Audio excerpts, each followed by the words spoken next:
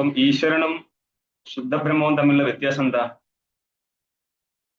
ശുദ്ധബ്രഹ്മവും ഈശ്വരനും തമ്മിൽ വാസ്തവത്തിൽ വ്യത്യാസമുണ്ടോ? വാസ്തവത്തിൽ വ്യത്യാസമില്ല. വാസ്തവത്തിൽ വ്യത്യാസമില്ല. പിന്നെ ഇല്ല. മായ ഉപഹിതനാവുമ്പോ ഈശ്വരനായി. ആര്യമായ ഉപഹിതനായാല് കാരണാതീതമായ ബ്രഹ്മം മായ ഉപഹിതന ആവുമ്പോ ഈശ്വരനായി. കാരണസ്വരൂപനാവും. കാരണ അല്ല കാരണല്ല മായ ആ, ശരിയാണ്. വിഹിത കാരണാതീതനായിരിക്കുന്ന ശുദ്ധചേതനൻ ആ മായാ സംബന്ധം നേരിട്ട് കഴിഞ്ഞാൽ കാരണസ്വരൂപമായി മാറും. ആ അതിനെയാണ് നമ്മൾ എന്ത് വിളിക്കുന്നത്? കാരണം ബ്രഹ്മ. അതെ. കാരണം ബ്രഹ്മം ഉണ്ടെങ്കിൽ കാര്യബ്രഹ്മം ഉണ്ടോ? ഏഹ് ഉണ്ട്. കാര്യബ്രഹ്മം അതേപോലെ കാര്യജഗത്ത് എങ്ങനെയൊക്കെ വിഭാഗം ചെയ്യാൻ പറ്റുമോ? ചെയ്യാം. ചെയ്യാം. അപ്പൊ കാര്യബ്രഹ്മ ആരായിരിക്കും? ജഗത്ത്. ഏഹ് അല്ല, എന്താ കാര്യബ്രഹ്മം? കാര്യബ്രഹ്മം ഈശ്വരൻ തന്നെ. കാര്യബ്രഹ്മം കാരണബ്രഹ്മം ഒക്കെ ഈശ്വരൻ തന്നെയാണോ? അതെ ഏഹ് അതെ അതെ. അതെങ്ങനെയാ? കാര്യം കാര്യബ്രഹ്മവും കാരണബ്രഹ്മവും ഒക്കെ കാര്യവും കാരണവും ഒരേപോലെ എന്താ സത്കാര്യവാദം കൊണ്ടെത്തതാണോ? കാര്യബ്രഹ്മം ഹിരണ്യഗർഭൻ. ആ അങ്ങനെ നാലാമത്തെ പേജ് വരെ എത്തിയേ. അപ്പം ഈശ്വരനും ശുദ്ധബ്രഹ്മത്തിനും രണ്ട് അസ്തിത്വം, ഐഡന്റിറ്റി ഇല്ല. അതായത് ഇതെന്തിനാ അങ്ങനെ പറയണത്? ഒരേ ശുദ്ധബ്രഹ്മം ജഗത് കാരണമായി മാറുന്ന സമയത്ത് അവൻ ഈശ്വരഭാവത്തിൽ.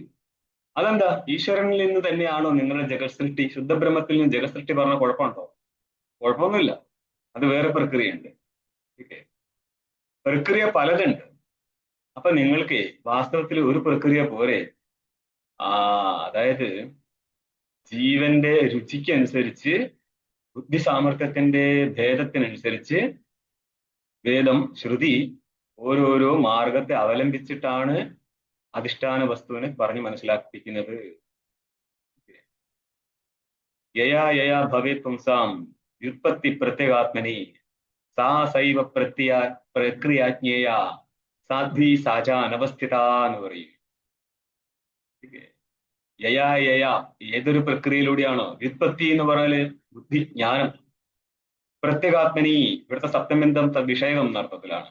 ആത്മവിഷയക ജ്ഞാനം ഏതേത് പ്രക്രിയയിലൂടെ ചെയ്തു പോകുമ്പോൾ ജീവന് സംഭവിക്കുമോ ആ പ്രക്രിയകളെല്ലാം തന്നെ ഞങ്ങൾക്ക് സാധു ആകുന്നു എന്ന് പറഞ്ഞാൽ അതെല്ലാം ശരിയായ പ്രക്രിയയാണ്. ഓരോരോ മാർഗം വഴി അധിഷ്ഠാന ബ്രഹ്മത്തെ മനസ്സിലാക്കിപ്പിക്കാൻ ശ്രമിക്കുന്നു എന്ന് മാത്രം. ഇവിടെയൊക്കെ നമ്മൾ ചെറിയ ചെറിയ മാർഗങ്ങൾ ഉപയോഗിക്കുന്നുള്ളൂ. അതുകൊണ്ട് ഈശ്വരനിൽ നിന്നുള്ള സൃഷ്ടി വാസ്തവത്തിൽ സൃഷ്ടിയില്ല. എന്നിട്ടും നമ്മൾ ഇവിടെ ജീവനായിട്ട് അഭിമാനിക്കുന്നത് കൊണ്ട് മാത്രം നമ്മൾ സൃഷ്ടി സംസാരിക്കുന്നത്. അല്ലാതെ വേദാന്തത്തിൽ സൃഷ്ടി സംസാരിക്കാൻ താല്പര്യമേ ഇല്ല. പിന്നെയോ അധിഷ്ഠാന ബ്രഹ്മത്തെ മനസ്സിലാക്കിപ്പിക്കാൻ വേണ്ടി മാത്രമാണ് താല്പര്യം. അപ്പൊ അധിഷ്ഠാന ബ്രഹ്മത്തെ നേരിട്ട് പറഞ്ഞ് മനസ്സിലാക്കിപ്പിക്കാൻ പറ്റുന്നില്ല എന്നുള്ളത് കൊണ്ട് മാത്രം സൃഷ്ടി പ്രക്രിയയെ അവലംബിച്ചും കൊണ്ട് സൃഷ്ടിക്ക് കാരണമായിരിക്കുന്ന ചേതനനെ നിരൂപിക്കുന്നു എന്ന് മാത്രം. അന്നപ്പോൾ ആരാണോ ഈശ്വരൻ അവനിലെ മായ എടുത്തു മാറ്റിയാൽ അവൻ ശുദ്ധബ്രഹ്മമായി. ഇനി അതേ ഈശ്വര അതിന്റെ ശുദ്ധബ്രഹ്മത്തിന് അവിദ്യയും അന്ധകരണവും ചേർത്ത് വെച്ചാൽ ജീവനായി. ഒരൊറ്റ ആകാശം. ആ ആകാശത്തില് ഒരു വീട് പണിതാല് വീട്ടിന്റെ ഉള്ളിലെ ആകാശം, ആ വീട്ടിൽ തന്നെ ഘടം ഇരുന്നാല് ഘടത്തിനുള്ളിൽ ആകാശം, ഘടത്തിനുള്ളിൽ ഗ്ലാസ് വെച്ചാൽ ഗ്ലാസിനുള്ളിൽ ആകാശം. ഓരോ ആകാശത്ത് നമുക്ക് തത്തത് വസ്തു പരിച്ഛിന്നമായിട്ട് ഭിന്ന ഭിന്നമായിട്ട് കാണാമെങ്കിൽ പോലും എല്ലാ ഗ്ലാസിന്റെ ഉള്ളിലൂടെയും ഘട്ടത്തിന്റെ ഉള്ളിലൂടെയും വീടിന്റെ ഉള്ളിലൂടെയും വ്യാപിച്ചിരിക്കുന്നത് ഒറ്റ ആകാശമാണ്. ഇതേപോലെ ഉപാധി ഭിന്നമായതുകൊണ്ട് മായ എന്നുള്ള ഉപാധി വേറെ, ഈശ്വരനെ സംബന്ധിച്ച്, ജീവനെ സംബന്ധിച്ച് അവിദ്യ അന്ധകരണ ഉപാധി. ഈ ഉപാധി മാറുന്നത് കൊണ്ട് ജീവേശ്വര ഭേദം നമ്മൾക്ക് തോന്നുന്നു എങ്കിലും നിരുപാധികനായി കഴിഞ്ഞാൽ ഏകനായിരിക്കുന്ന ചൈതന്യമായി. ഇനി നിങ്ങളുടെ പ്രസംഗത്തിലേക്ക് വന്നു. നാലാമത്തെ പേജില് ടീക്ക തുടങ്ങാണ്. 4-ാം പേജിന്റെ 4-ാമത്തെ പങ്ക്തി എന്താ പറഞ്ഞത്? യത് പര ശബ്ദ സ ശബ്ദാർത്ഥ ഇവിടെ പരശബ്ദത്തിന് എന്താ അർത്ഥം? താത്പര്യം. താത്പര്യം. താത്പര്യം. ഏതിന്റെ താത്പര്യം? ശബ്ദത്തിന്റെ താല്പര്യം. ശബ്ദത്തിന്റെ താത്പര്യം. എന്തിനാണ് ശബ്ദത്തിന്റെ താത്പര്യത്തെ കുറിച്ച് പറയുന്നത്? വാക്യത്തിന്റെ താത്പര്യം മനസ്സിലാക്കാൻ. വാക്യത്തിന്റെ താത്പര്യമാണ് ശബ്ദ താത്പര്യം. അതിനെക്കുറിച്ച് എന്തിനാണ് ഇപ്പം പറയുന്നത് എന്നുള്ളതാണ്. വാക്യ താത്പര്യം ശബ്ദ താത്പര്യം ഭിന്നമല്ല. വാക്യം എന്ന് പറഞ്ഞാൽ ശബ്ദമാണ്. പദസമൂഹം ശബ്ദ, തച്ചവാക്യം, പ്രമാണം. വക്തുമിച്ഛ താത്പര്യം. അപ്പൊ വക്താവിന്റെ ഇച്ഛ മനസ്സിലാക്കാൻ വേണ്ടി. വക്താവിന്റെ ഇച്ഛ എന്തിനാ മനസ്സിലാക്കേണ്ടി വരുന്നത്? കർമ്മശേഷമല്ല എന്ന് പറയാൻ. അല്ല, ശാബ്ദബോധം പ്രതി താത്പര്യജ്ഞാനസ്യ കാരണത്വാ. ശാബ്ദബോധത്തെ സംബന്ധിച്ച് താത്പര്യജ്ഞാനം കാരണമായതുകൊണ്ട് വാക്യത്തിലെ താത്പര്യത്തെ ഗ്രഹിച്ചുകൊണ്ട് മാത്രമേ നമ്മൾക്ക് അതിന്റെ അർത്ഥം നിശ്ചയിക്കാൻ പറ്റത്തുള്ളൂ. അതുകൊണ്ട് ഒരു വൈദിക വാക്യം കിട്ടിക്കഴിഞ്ഞാൽ നമ്മൾക്ക് തോന്നിയ രീതിയിൽ അന്വയിക്കാൻ പറ്റത്തില്ല. അതിന്റെ താത്പര്യത്തെ ഗ്രഹിക്കണം. അതാര് ഗ്രഹിക്കും? നിങ്ങൾക്ക് ഗ്രഹിക്കാം. എങ്ങനെ? അതിന്റെ ഉപക്രമം, ഉപസംഹാരം, അഭ്യാസം, അപൂർവത, ഫലം, അർത്ഥവാദം, ഉത്പത്തി എന്നീ 6 താത്പര്യഗ്രാഹക ലിംഗങ്ങളെ അവലംബിച്ചും കൊണ്ട് ആ വാക്യത്തിന്റെ താത്പര്യത്തെ നിശ്ചയിക്കാം. നമ്മുടെ രാവണന് 10 തല, അതേപോലെ ഗണപതിക്ക് ആനയുടെ തല. ഇതൊക്കെ പറയുമ്പോൾ ഇതിന് എന്തെങ്കിലും പ്രമാണമുണ്ട്? ഇതിന് നമ്മൾ എന്തായിട്ടാ ഗണിക്കുക? രാവണന്റെ 10 തലയ്ക്ക് 10 ബുദ്ധിക്ക് സമാനമാണ് രാവണൻ എന്നാണോ അതിനർത്ഥം? അല്ല, രാവണന് 10 തലയുണ്ട് എന്നതിനാണ് അർത്ഥം. രാവണന് 10 തലയുണ്ടെന്നുള്ള അർത്ഥം. ഗണപതിക്ക് അല്ല, ആനത്തല എന്നുള്ളത് ബുദ്ധിമാൻ എന്നുള്ള അർത്ഥത്തിലാണ് വന്നത്, അല്ല ആനത്തലയോട് കൂടിയതാ ഗണപതി എന്ന അർത്ഥത്തിലാണ് വന്നത്? ആനത്തലയോട് കൂടിയ ഗണപതി. രണ്ടും ബുദ്ധിയെ സൂചിപ്പിക്കുന്നതാണ്. ബുദ്ധിയെ അല്ല സൂചിപ്പിക്കുന്നത്. പറയുമ്പോൾ ശ്രദ്ധിക്കുക. അതായത് അർത്ഥവാദം വരുന്ന സമയത്ത് 3 വിധത്തിൽ അർത്ഥവാദം വരും. വിരോധമുണ്ടെങ്കിൽ, അതായത് ഒരു വാക്യം വന്നു, അർത്ഥവാദ വാക്യമാണ്, വൈദികമായിരിക്കുന്ന അർത്ഥവാദ വാക്യം വന്നു. ഇപ്പോൾ ഉദാഹരണത്തിന് അഗ്നിർവൈ ക്ഷേപിഷ്ടാദേവത, വായുർവൈ ക്ഷേപിഷ്ടാദേവത, വായു എന്നുള്ളത് ശീഘ്രഗാമിയായിരിക്കുന്ന ദേവതയാകുന്നു. ഇതെന്തിനാണ് പറയുന്നത്? ആ കർമ്മം, വായു ദേവത ഏതൊരു കർമ്മത്തിൻ്റെതാണോ ആ കർമ്മത്തെയാണ് നമ്മൾ വായുദേവതാകം കർമ്മ എന്ന് പറയുന്നത്. അപ്പോൾ വായുദേവത ഏതൊരു കർമ്മത്തിന്റെ ദേവതയായിരിക്കുന്നുവോ ആ കർമ്മം ചെയ്തു കഴിഞ്ഞാൽ ശീഘ്രമായിട്ട് ഫലം കിട്ടും എന്ന് പറഞ്ഞിട്ട് ആ കർത്താവിനെ, ചെയ്യുന്നവനെ പ്രയോജനം നടത്താൻ വേണ്ടിയിട്ടുള്ള വാക്യമാണ്. അത് സ്തുതിയാണ്. ചില സ്ഥലത്ത് നിന്ദ കാണാം. ഇപ്പോൾ എന്താണ് സാരോദീത്, സരുദ്രസ്യ രുദ്രത്വം, ഇത് വലിയൊരു കഥാഭാഗം തന്നെ വരും. അതായത് ദേവാസുര സംഗ്രാമം, യുദ്ധസമയത്ത് ദേവന്മാരെല്ലാം ചേർന്നിട്ട് അവരുടെ ആഭരണങ്ങളൊക്കെ അഗ്നിയെ ഏൽപ്പിച്ചു. യുദ്ധം കഴിഞ്ഞ് തിരിച്ചു വരുമ്പോഴേക്കും അഗ്നി ഇതെല്ലാം ഭക്ഷിച്ചു തീർത്തിരുന്നു. അങ്ങനെ ദേവന്മാരിത് ചോദിച്ച് അഗ്നിയുടെ പുറകെ കൂടിയപ്പോൾ അഗ്നി കരയാൻ തുടങ്ങി. ആ കരച്ചിൽ നിന്നാണ് രജതം ഉത്പന്നമായത്, വെള്ളി ഉത്പന്നമായത്. ഇതെന്തിനാ അങ്ങനെ പറയുന്നത്? അത് യാഗത്തില് രജതം, വെള്ളി കൊടുക്കാൻ പാടില്ല എന്ന് പറയേണ്ടിയിട്ടാണ് ഈ നിന്ദ ചെയ്തിരിക്കുന്നത്. നിന്ദ ഒരിക്കലും നിന്ദ്യം നിന്ദിതു ന പ്രവർത്തത അഭിത് വിധേയം സ്തോതും എന്ന് പറയും. നിന്ദ ഒരിക്കലും അവിടെ കാണുന്ന നിന്ദിക്കപ്പെട്ടിരിക്കുന്ന വസ്തുവിനെ നിന്ദിക്കാൻ വേണ്ടി അല്ല, മറിച്ച് മറ്റേതോ വസ്തുവിനെ സ്തുതിക്കാൻ വേണ്ടിയിട്ടുള്ളതാണ്. അങ്ങനെയാവും. ചില സ്ഥലത്ത് കാണാം നിങ്ങൾക്ക് അഗ്നിർഹിമസ്യ ഭേഷജം, അഗ്നി എന്നുള്ളത് തണുപ്പ് കാലത്ത് മരുന്നാകുന്നു എന്ന് പറഞ്ഞാൽ തണുപ്പുള്ള സമയത്ത് അഗ്നിയുടെ അടുത്ത് പോയിരുന്നു കഴിഞ്ഞാൽ ചൂട് കിട്ടും, മരുന്നിന് സമാനമാണ്. ഈ ഒരു വാക്യം ലോകത്ത് നമ്മൾക്ക് പരിചയമുള്ള കാര്യം തന്നെയാണ്. അഗ്നി ഹിമത്തെ സംബന്ധിച്ച് ഭേഷജമാണെന്നുള്ളത്. ഈ അറിവുള്ള കാര്യത്തെ ശ്രുതി പറയുമ്പോൾ അവിടെ അനുവാദം മാത്രമാണ്. അനുവാദോ അവധാരിതേ, അറിഞ്ഞിരിക്കുന്ന കാര്യത്തെ പറയുമ്പോൾ അനുവാദം എന്ന് പറയും. ഇനി ആ ശ്രുതിക്ക് പ്രമാണാന്തരമായിട്ട് വിരോധമുണ്ടെങ്കിൽ വിരോധേ ഗുണവാദസ്യ, അതായത് ദർഭമുഷ്ടി യജമാൻ എന്ന് പറയും. അപ്പോൾ ശരിക്ക് ദർഭമുഷ്ടി യജമാനാണോ എന്ന് വെച്ച് കഴിഞ്ഞാൽ അല്ല. യജമാനൻ വേറെയാണ്, ദർഭയുടെ മുഷ്ടി വേറെ തന്നെയാണ്. ആയ സ്ഥിതിക്ക് ഇവിടെ വിരോധം നേരിടുന്നുണ്ട്. എന്ന് പറഞ്ഞാല് ശ്രുതി ദർഭമുഷ്ടി യജമാനാണെന്ന് പറയുന്നെങ്കിൽ പോലും പ്രത്യക്ഷത്തില് ദർഭമുഷ്ടി എന്നുള്ളത് പുല്ലാണത്, കുശമാണത്, ദർഭയാണത്. അപ്പോൾ വിരോധമുള്ളത് കൊണ്ട് ഈ വാക്യം കേവലം ഗുണവാദം മാത്രമാണ്. അപ്പോൾ ചില അർത്ഥവാദ വാക്യങ്ങള് ഗുണവാദങ്ങളും ചിലത് അനുവാദവും ആവും. അനുവാദവും ഗുണവാദവും അല്ലാത്ത വാക്യങ്ങളെ നമ്മൾ ഭൂതാർത്ഥവാദങ്ങൾ എന്ന് പറയാം. യഥാർത്ഥ കഥനം എന്നാണ് അർത്ഥം. എന്ന് പറഞ്ഞാൽ വജ്രഹസ്ത പുരന്ദരഹ, വജ്രം എന്നുള്ള ആയുധം കയ്യിലെടുത്തിരിക്കുന്ന ആളാണ് ഈ പുരന്ദരൻ, ഇന്ദ്രൻ എന്ന് പറഞ്ഞാൽ നമ്മള് വജ്രത്തോടു കൂടിയിരിക്കുന്ന ഇന്ദ്രനെ കണ്ടിട്ടുണ്ടോ? ഇല്ല. അപ്പോൾ അനുവാദമല്ല. വജ്രം പിടിക്കാത്ത ഇന്ദ്രനെ കണ്ടിട്ടുണ്ടോ? അതും ഇല്ല. അതുകൊണ്ട് വിരോധമില്ല, ഗുണവാദമല്ല.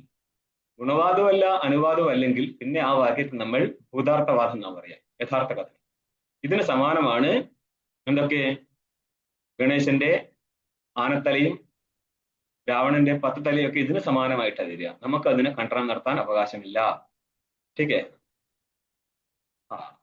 അപ്പോൾ ശബ്ദത്തിന്റെ താത്പര്യത്തെ ഗ്രഹിച്ചെങ്കിൽ മാത്രമേ ആ ശബ്ദത്തിന്റെ അർത്ഥം ഏതാണെന്ന് നിശ്ചയിക്കാൻ പറ്റത്തുള്ളൂ.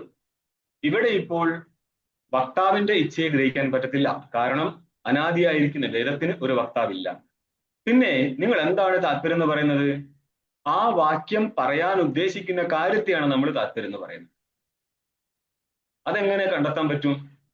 അതിനാണ് നമ്മൾ പറയുന്നത് ശ്രുതി ലിംഗ വാക്ശ്വറി. ഇവിടെ എന്താ വേണ്ടത്? ഉപക്രമ ഉപസംഹാര അഭ്യാസ അപൂർവത ഫലം അർത്ഥവാദ ഉപപത്തീച്ച ലിംഗം താത്പര്യ നിർണയേ. ശബ്ദത്തിന്റെ താത്പര്യ നിശ്ചയത്തിന് വേണ്ടിയുള്ള ലിംഗങ്ങളാണ് ഈ 6. ഒന്ന് പറഞ്ഞ 6. ഉപക്രമോപസംഹാര അഭ്യാസ അപൂർവത ഫലം അർത്ഥവാദോപപത്തിശ്ച ലിംഗം താത്പര്യ നിർണയേ. ഉപപത്തീച്ച. ഉപപത്തി. ഇതിന്റെ തുടങ്ങുന്ന മുതൽക്ക് ശാബ്ദബോധത്തിന്റെ പ്രാമാണ്യ സ്ഥലം വരെ ഇതിന് ബന്ധം ഉണ്ടാവും. ഇത് വലിയൊരു ഏരിയയിലേക്ക് പോകുന്ന സൂത്രമാണ്. അപ്പൊ അതിന്റെ ഭാഗം തുടങ്ങുകയാണ്. യത് പര ശബ്ദ സ ശബ്ദാർത്ഥ. ഏത് താത്പര്യം, ഏതിലാണോ ശബ്ദത്തിന് താത്പര്യം അതായിരിക്കും ആ ശബ്ദത്തിന്റെ അർത്ഥം. ടിപ്പണി 5 കാണാം. യത് പരഹ, അർത്ഥം പറയാണ് യത് താത്പര്യകഹ. ഏതാണോ താത്പര്യം ആ വാക്യത്തിന്, ആ വാക്യത്തെയാണ് യത് പരഹ. ശബ്ദ, ശബ്ദം എന്ന് പറഞ്ഞ വാക്യം എന്നാണ് ഉദ്ദേശിച്ചത്. പദത്തിന്റെ സമൂഹമാണ് ശബ്ദം.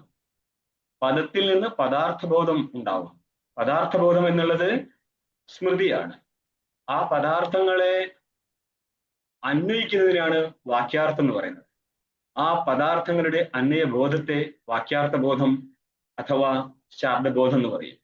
അപ്പോൾ ശാബ്ദബോധ സ്ഥലത്ത് പദജ്ഞാനം വേണം, പദാർത്ഥബോധം വേണം, പദാർത്ഥങ്ങളുടെ പരസ്പര സംബന്ധം പറയാൻ പറ്റണം. അവിടെയാണ് നമ്മൾക്ക് മറ്റൊരു കാരണം കൂടി വരുന്നത്, താത്പര്യഗ്രഹണം. ഇനിയും പറയും ആകാംക്ഷ യോഗ്യത സന്നിധിശ്ച. ഇതൊക്കെ നമ്മൾക്ക് തർക്കസംഗ്രഹത്തിലൂടെ പഠിക്കാം. ഇവിടെ ആ ഒരു ഭാഗം വന്നിട്ടില്ല. താത്പര്യത്തെ ഗ്രഹിച്ച് മുന്നേറുകയാണ്. യത്പര ശബ്ദ സശബ്ദാർത്ഥ ഇതി. ഇത് ശരിക്കും അന്നംഭട്ടന്റെ വാക്യമാണെന്നാ കാണുന്നത്. പൂർവ്വമീമാംസകന്മാർ ഇതിന് ഉപയോഗിക്കാറുണ്ട്. അതേപോലെ തന്നെ നിങ്ങൾക്ക് ഇനി മറ്റു സ്ഥലത്ത് കാണാം ന വിധോ പരശബ്ദാർത്ഥ. ഓക്കെ, വിധി എന്ന് ഉദ്ദേശിച്ചത് വിധിവാക്യം എന്നല്ല. അജ്ഞാത ജ്ഞാപക വാക്യത്തിന് പരൻ എന്ന് പറഞ്ഞാല് പ്രതീയമാനമായിരിക്കുന്ന ഒരു അർത്ഥമുണ്ട്, എന്ന് പറയാൻ താത്പര്യ അർത്ഥം. അതിൽ നിന്ന് ഭിന്നമായിരിക്കുന്ന അർത്ഥം അതിനില്ല എന്നൊക്കെ പൂർവ്വമീമാംസയിൽ സിദ്ധാന്തമുണ്ട്. ഇതിൽ ഒരു ഭാഗം മാത്രം എടുത്താൽ സംസാരിക്കുന്നത് യത് പരശബ്ദ സശബ്ദാർത്ഥ. പൂർവ്വമീമാംസയും കൂടി കൂട്ടിച്ചേർത്തിട്ട് നമ്മൾ വേദാന്തം പഠിക്കുന്ന നേരം കുറച്ച് മണ്ട ഇറക്കിയിട്ടേ പറ്റത്തുള്ളൂ. യത് പരശബ്ദ സശബ്ദാർത്ഥ ഇതി മീമാംസ പ്രസിദ്ധേഹി. മീമാംസയിൽ പ്രസിദ്ധമാണിത്. ഏതാണോ ആ ശബ്ദത്തിന്റെ താത്പര്യ വിഷയം അത് മാത്രമായിരിക്കും ആ ശബ്ദത്തിന്റെ അർത്ഥം. അതുകൊണ്ട് എന്ത് പറ്റി? സർവാസാം ഉപനിഷദാം ച ഐകാത്മ്യ താത്പര്യാത്. സകല ഉപനിഷത്തുക്കൾക്കും ഏകമായിരിക്കുന്ന ആത്മാവിലാണ് താത്പര്യം. ഇതിന്റെ അർത്ഥം ഒന്ന് വിശദീകരിച്ചാരെങ്കിലും. ഏകനായിരിക്കുന്ന ആത്മാവിലാണ് ഉപനിഷത്തുക്കൾക്ക് താല്പര്യം. സർവാസാം ഉപനിഷദാം, എല്ലാ ഉപനിഷത്തുകൾക്കും ഐകാത്മ്യ താല്പര്യം എന്ന് പറഞ്ഞാല് ഏകനായിരിക്കുന്ന ആത്മാവിലാണ് താല്പര്യം എന്ന് പറഞ്ഞാൽ ഏകനായിരിക്കുന്ന ആത്മാവിനെ ബോധിപ്പിക്കുക എന്നുള്ളതാണ് ഉപനിഷത്തുക്കളുടെ ഇഷ്ടം. അതായത് മൊത്തം വൈദിക വാക്യത്തെ അല്ല എടുത്തിരിക്കുന്നത്, വൈദിക വാക്യത്തിലെ ഏകദേശമായിരിക്കുന്ന വേദാന്ത വാക്യങ്ങളെ എടുത്തിട്ടുള്ളൂ. അതുകൊണ്ടാണ് ഉപനിഷത്ത് എന്ന് പറയുന്നത്. ഉപ സമീപം, ഇതിന്റെ വ്യുത്പത്തി നിങ്ങൾക്ക് എവിടെയാ കഠോപനിഷത്തിൽ കാണാം. ഓക്കെ, ഉപ നീ എന്നീ രണ്ട് ഉപസർഗങ്ങളും ഷദ് വിശരണഗത്യ അവസാദന അർത്ഥത്തോടു കൂടിയിരിക്കുന്നേ ഷദ് ധാതുവിന് ഉപ നീ എന്ന രണ്ട് ഉപസർഗങ്ങൾ കൂട്ടിച്ചേർത്തുണ്ടായിരിക്കുന്ന രൂപമാണ് ഉപനിഷത്ത് എന്നുള്ളത്. ഇതിന് രഹസ്യവിദ്യ എന്ന് പറയും. ഈ വിദ്യ ഉത്പന്നമായി കഴിഞ്ഞാൽ എന്തു പറ്റും? അജ്ഞാനം നഷ്ടപ്പെടും. അജ്ഞാനം നഷ്ടപ്പെടുന്നതിന് മുന്നേ തന്നെ അജ്ഞാനത്തെ ശിഥിലീകരിക്കുന്നുണ്ട്. അതാണ് വിശരണം എന്ന് പറയുക, ശിഥിലീകരണം. പിന്നെയോ നാശം. ഏതിന്റെ? അജ്ഞാനത്തിന്റെ നാശം. അതായത് ഒരു കല്ലിനെ നമ്മൾ ഹാമർ വെച്ച് അടിച്ചു പൊട്ടിക്കുകയാണെന്ന് കരുതുക. അവിടെ ഒരു 22ാമത്തെ അടിക്ക് അത് പൊട്ടി. അങ്ങനെയാണെങ്കിൽ ആ 22ാമത്തെ അടി ആദ്യം അടിച്ചാൽ പോരായിരുന്നോ? ബാക്കി 21 വെറുതെ ആവൂലേ? അങ്ങനെ വരില്ല. അതായത് ആ കല്ലിന്റെ ഓരോരോ അവയവങ്ങൾ വളരെ ദൃഢമായിട്ട് ബന്ധിച്ചിരിക്കുകയാണ്. ഈ ഓരോരോ അടി കിട്ടുന്നവരോ അതിന്റെ ഉള്ളിൽ ഛിദ്രം സംഭവിച്ചുകൊണ്ടിരിക്കുന്നുണ്ട്. അവസാനത്തെ ഒരു അടിക്ക് അത് പൊട്ടി മാറുന്നുണ്ടെങ്കിലും അതിനു മുന്നേയുള്ള ഓരോ അടിയിലും അതിന്റെ സംബന്ധത്തിന്റെ ദൃഢത കുറഞ്ഞു വരുന്നുണ്ടായിരുന്നു. ഇതേപോലെയാണ് നിങ്ങളുടെ വേദാന്തത്തിന്റെ അധ്യയന സ്ഥലത്ത് സംഭവിക്കുന്നുണ്ട്. കാരണം അധ്യയനം നടത്തുന്നേരം കാര്യം മനസ്സിലാക്കുകയല്ലേ. വസ്തുവിന്റെ ബോധം ഉണ്ടാവുന്നതിനനുസരിച്ച് അജ്ഞാനത്തിന്റെ ദൃഢത നഷ്ടപ്പെട്ടുകൊണ്ടേയിരിക്കും. അതുകൊണ്ടാണ് ശിഥിലീകരണം എന്ന് പറഞ്ഞത്. പിന്നെയോ അവസാദനം എന്നതോടുകൂടി നാശം സംഭവിച്ചു. പിന്നെന്താ? ഗതി. ഗതി എന്ന് പറഞ്ഞാല് പരമാത്മപ്രാപ്തി. ഇത് മൂന്നും കിട്ടുന്നത് കൊണ്ടാണ് നമ്മൾ ബ്രഹ്മാകാര വൃത്തിയെ എന്ത് വിളിക്കുന്നത്? ഉപനിഷത്ത് എന്ന് വിളിക്കുന്നത്. വിദ്യ അപരോക്ഷ ബ്രഹ്മാകാര വൃത്തി എന്നുള്ളത്, അതിനെയാണ് ഉപനിഷത്ത് രഹസ്യവിദ്യ എന്ന് പറയുന്നത്. അതിന്റെ ജനകനായത് കൊണ്ടാണ് നമ്മൾ ഗ്രന്ഥത്തെ ഉപനിഷത്ത് എന്ന് വിളിക്കുന്നത്. യയാ വസ്തുപലഭ്യതേ എന്നൊരു ശ്രുതി കേട്ടിട്ടില്ലേ? പരാവിദ്യ അപരാവിദ്യ എന്ന് നമ്മൾ മുണ്ടകത്തിൽ ഭേദം ചെയ്യുന്നില്ലേ? അവിടെ കാണാം അപരോക്ഷ ബ്രഹ്മാകാര വൃത്തിയാണ് ഈ ഉപനിഷത്ത് ശബ്ദം കൊണ്ട് ഉദ്ദേശിച്ച കാര്യം. അപ്പോൾ സർവാസാം ഉപനിഷദാം ഐകാത്മ്യേ, ഏകാത്മാവിന്റെ ഭാവത്തെയാണ് ഐകാത്മ്യം എന്ന് പറയുന്നത്. അതുകൊണ്ട് ഇവിടെ സ്വരൂപം നടത്തെടുത്തോളാം. അതായത് ജീവ ബ്രഹ്മ ഐക്യത്തിലാണ് സകല ഉപനിഷത്തുക്കൾക്കും താല്പര്യം. അങ്ങനെയാണെങ്കിൽ ഉപനിഷത്തുക്കൾ ഏതിനെ കുറിച്ചാണ് സംസാരിക്കുക? ജീവബ്രഹ്മ ഐക്യത്തെ കുറിച്ച്. ജീവബ്രഹ്മ ഐക്യത്തെ കുറിച്ച്. അപ്പോൾ ഉള്ള ഐക്യത്തെ കുറിച്ച് പറയുകയാണോ, അല്ല പറഞ്ഞിട്ട് ഐക്യം ഉണ്ടാക്കി കൊടുക്കുകയാണോ? ഉള്ള ഐക്യത്തെ കുറിച്ച് പറയാൻ. ഉള്ള ഐക്യത്തെ കുറിച്ച് പറയാണ്. അപ്പോൾ ജീവൻ ബ്രഹ്മസ്വരൂപം തന്നെയാണ് എന്നാണോ പറയുന്നത്? അല്ല ജീവൻ ഈശ്വര സ്വരൂപമാണെന്നാണോ? ജീവൻ ബ്രഹ്മസ്വരൂപമാണ്. അപ്പോൾ ഈശ്വരൻ എവിടെ വന്നു? ഒരു ജീവൻ ബ്രഹ്മസ്വരൂപമായി കഴിഞ്ഞാൽ ഈശ്വരൻ ബാക്കി ജഗത്ത് സൃഷ്ടിക്കാനായിട്ട് ഇവിടെ ഇരിക്കുകയോ? അല്ല സംഭവം കെട്ടിമടക്കി അങ്ങരും പോവോ? ആ ജീവന് പിന്നെ ഒന്നും ഉണ്ടാവില്ലല്ലോ. പിന്നെ എന്തിനാ സൃഷ്ടിക്കാനിരിക്കാറ്? അങ്ങനെ ബ്രഹ്മായ പിന്നെ ഒന്നും ബാക്കി ഉണ്ടാവില്ലല്ലോ. പിന്നെ സൃഷ്ടിക്കാൻ ആരിയിരിക്കുന്നു? ഒന്നും ബാക്കി വെച്ചേക്കത്തില്ല. അതായത് യോഗസൂത്രത്തിൽ ഒരു സൂത്രമുണ്ട്, കൃതാർത്ഥം പ്രതി നഷ്ടമഭി അനഷ്ടം തദന്യ സാധാരണത്വാദം. കൃത അർത്ഥോ ഏന താ കൃതാർത്ഥ എന്ന് പറയാൻ ജ്ഞാനി, ചെയ്യേണ്ടതെല്ലാം ചെയ്തവൻ. കൃതം എന്ന് പറയാൻ ചെയ്തു തീർത്തു. കൃതകൃത്യം എന്നും പറയാം. കൃത അർത്ഥ പ്രയോജനം ഏന സ കൃതാർത്ഥ, കൃതം കൃത്യം ഏന സ കൃതകൃത്യ. കൃത്യം എന്ന് പറഞ്ഞാൽ ചെയ്യപ്പെടേണ്ടെന്ന് അർത്ഥം. ഇതൊന്നും ചെയ്യാനായിട്ടില്ല, ബ്രഹ്മാകാര വൃത്തിയോടുകൂടി ചെയ്യേണ്ടതെല്ലാം ചെയ്തു കഴിഞ്ഞു. ആ വ്യക്തിയെ സംബന്ധിച്ച് ജഗത്തില്ലെങ്കിലും അന്യന് എന്ന് പറഞ്ഞാൽ അജ്ഞാനിയായിരിക്കും ജീവനെ സംബന്ധിച്ച് ജഗത്ത് ഇങ്ങനെ നിൽക്കും എന്നാണ് യോഗസൂത്രത്തിൽ പറയുന്നത്. അതുകൊണ്ട് തന്നെ യോഗസൂത്രത്തിന്റെ സിദ്ധാന്തവും വേദാന്ത സിദ്ധാന്തവുമായിട്ട് അജഗജാന്തരം മാറും. അതെന്തുകൊണ്ടാ? ഒരു കയറില് 10 പേര് സർപ്പത്തെ കാണുന്നുണ്ട്.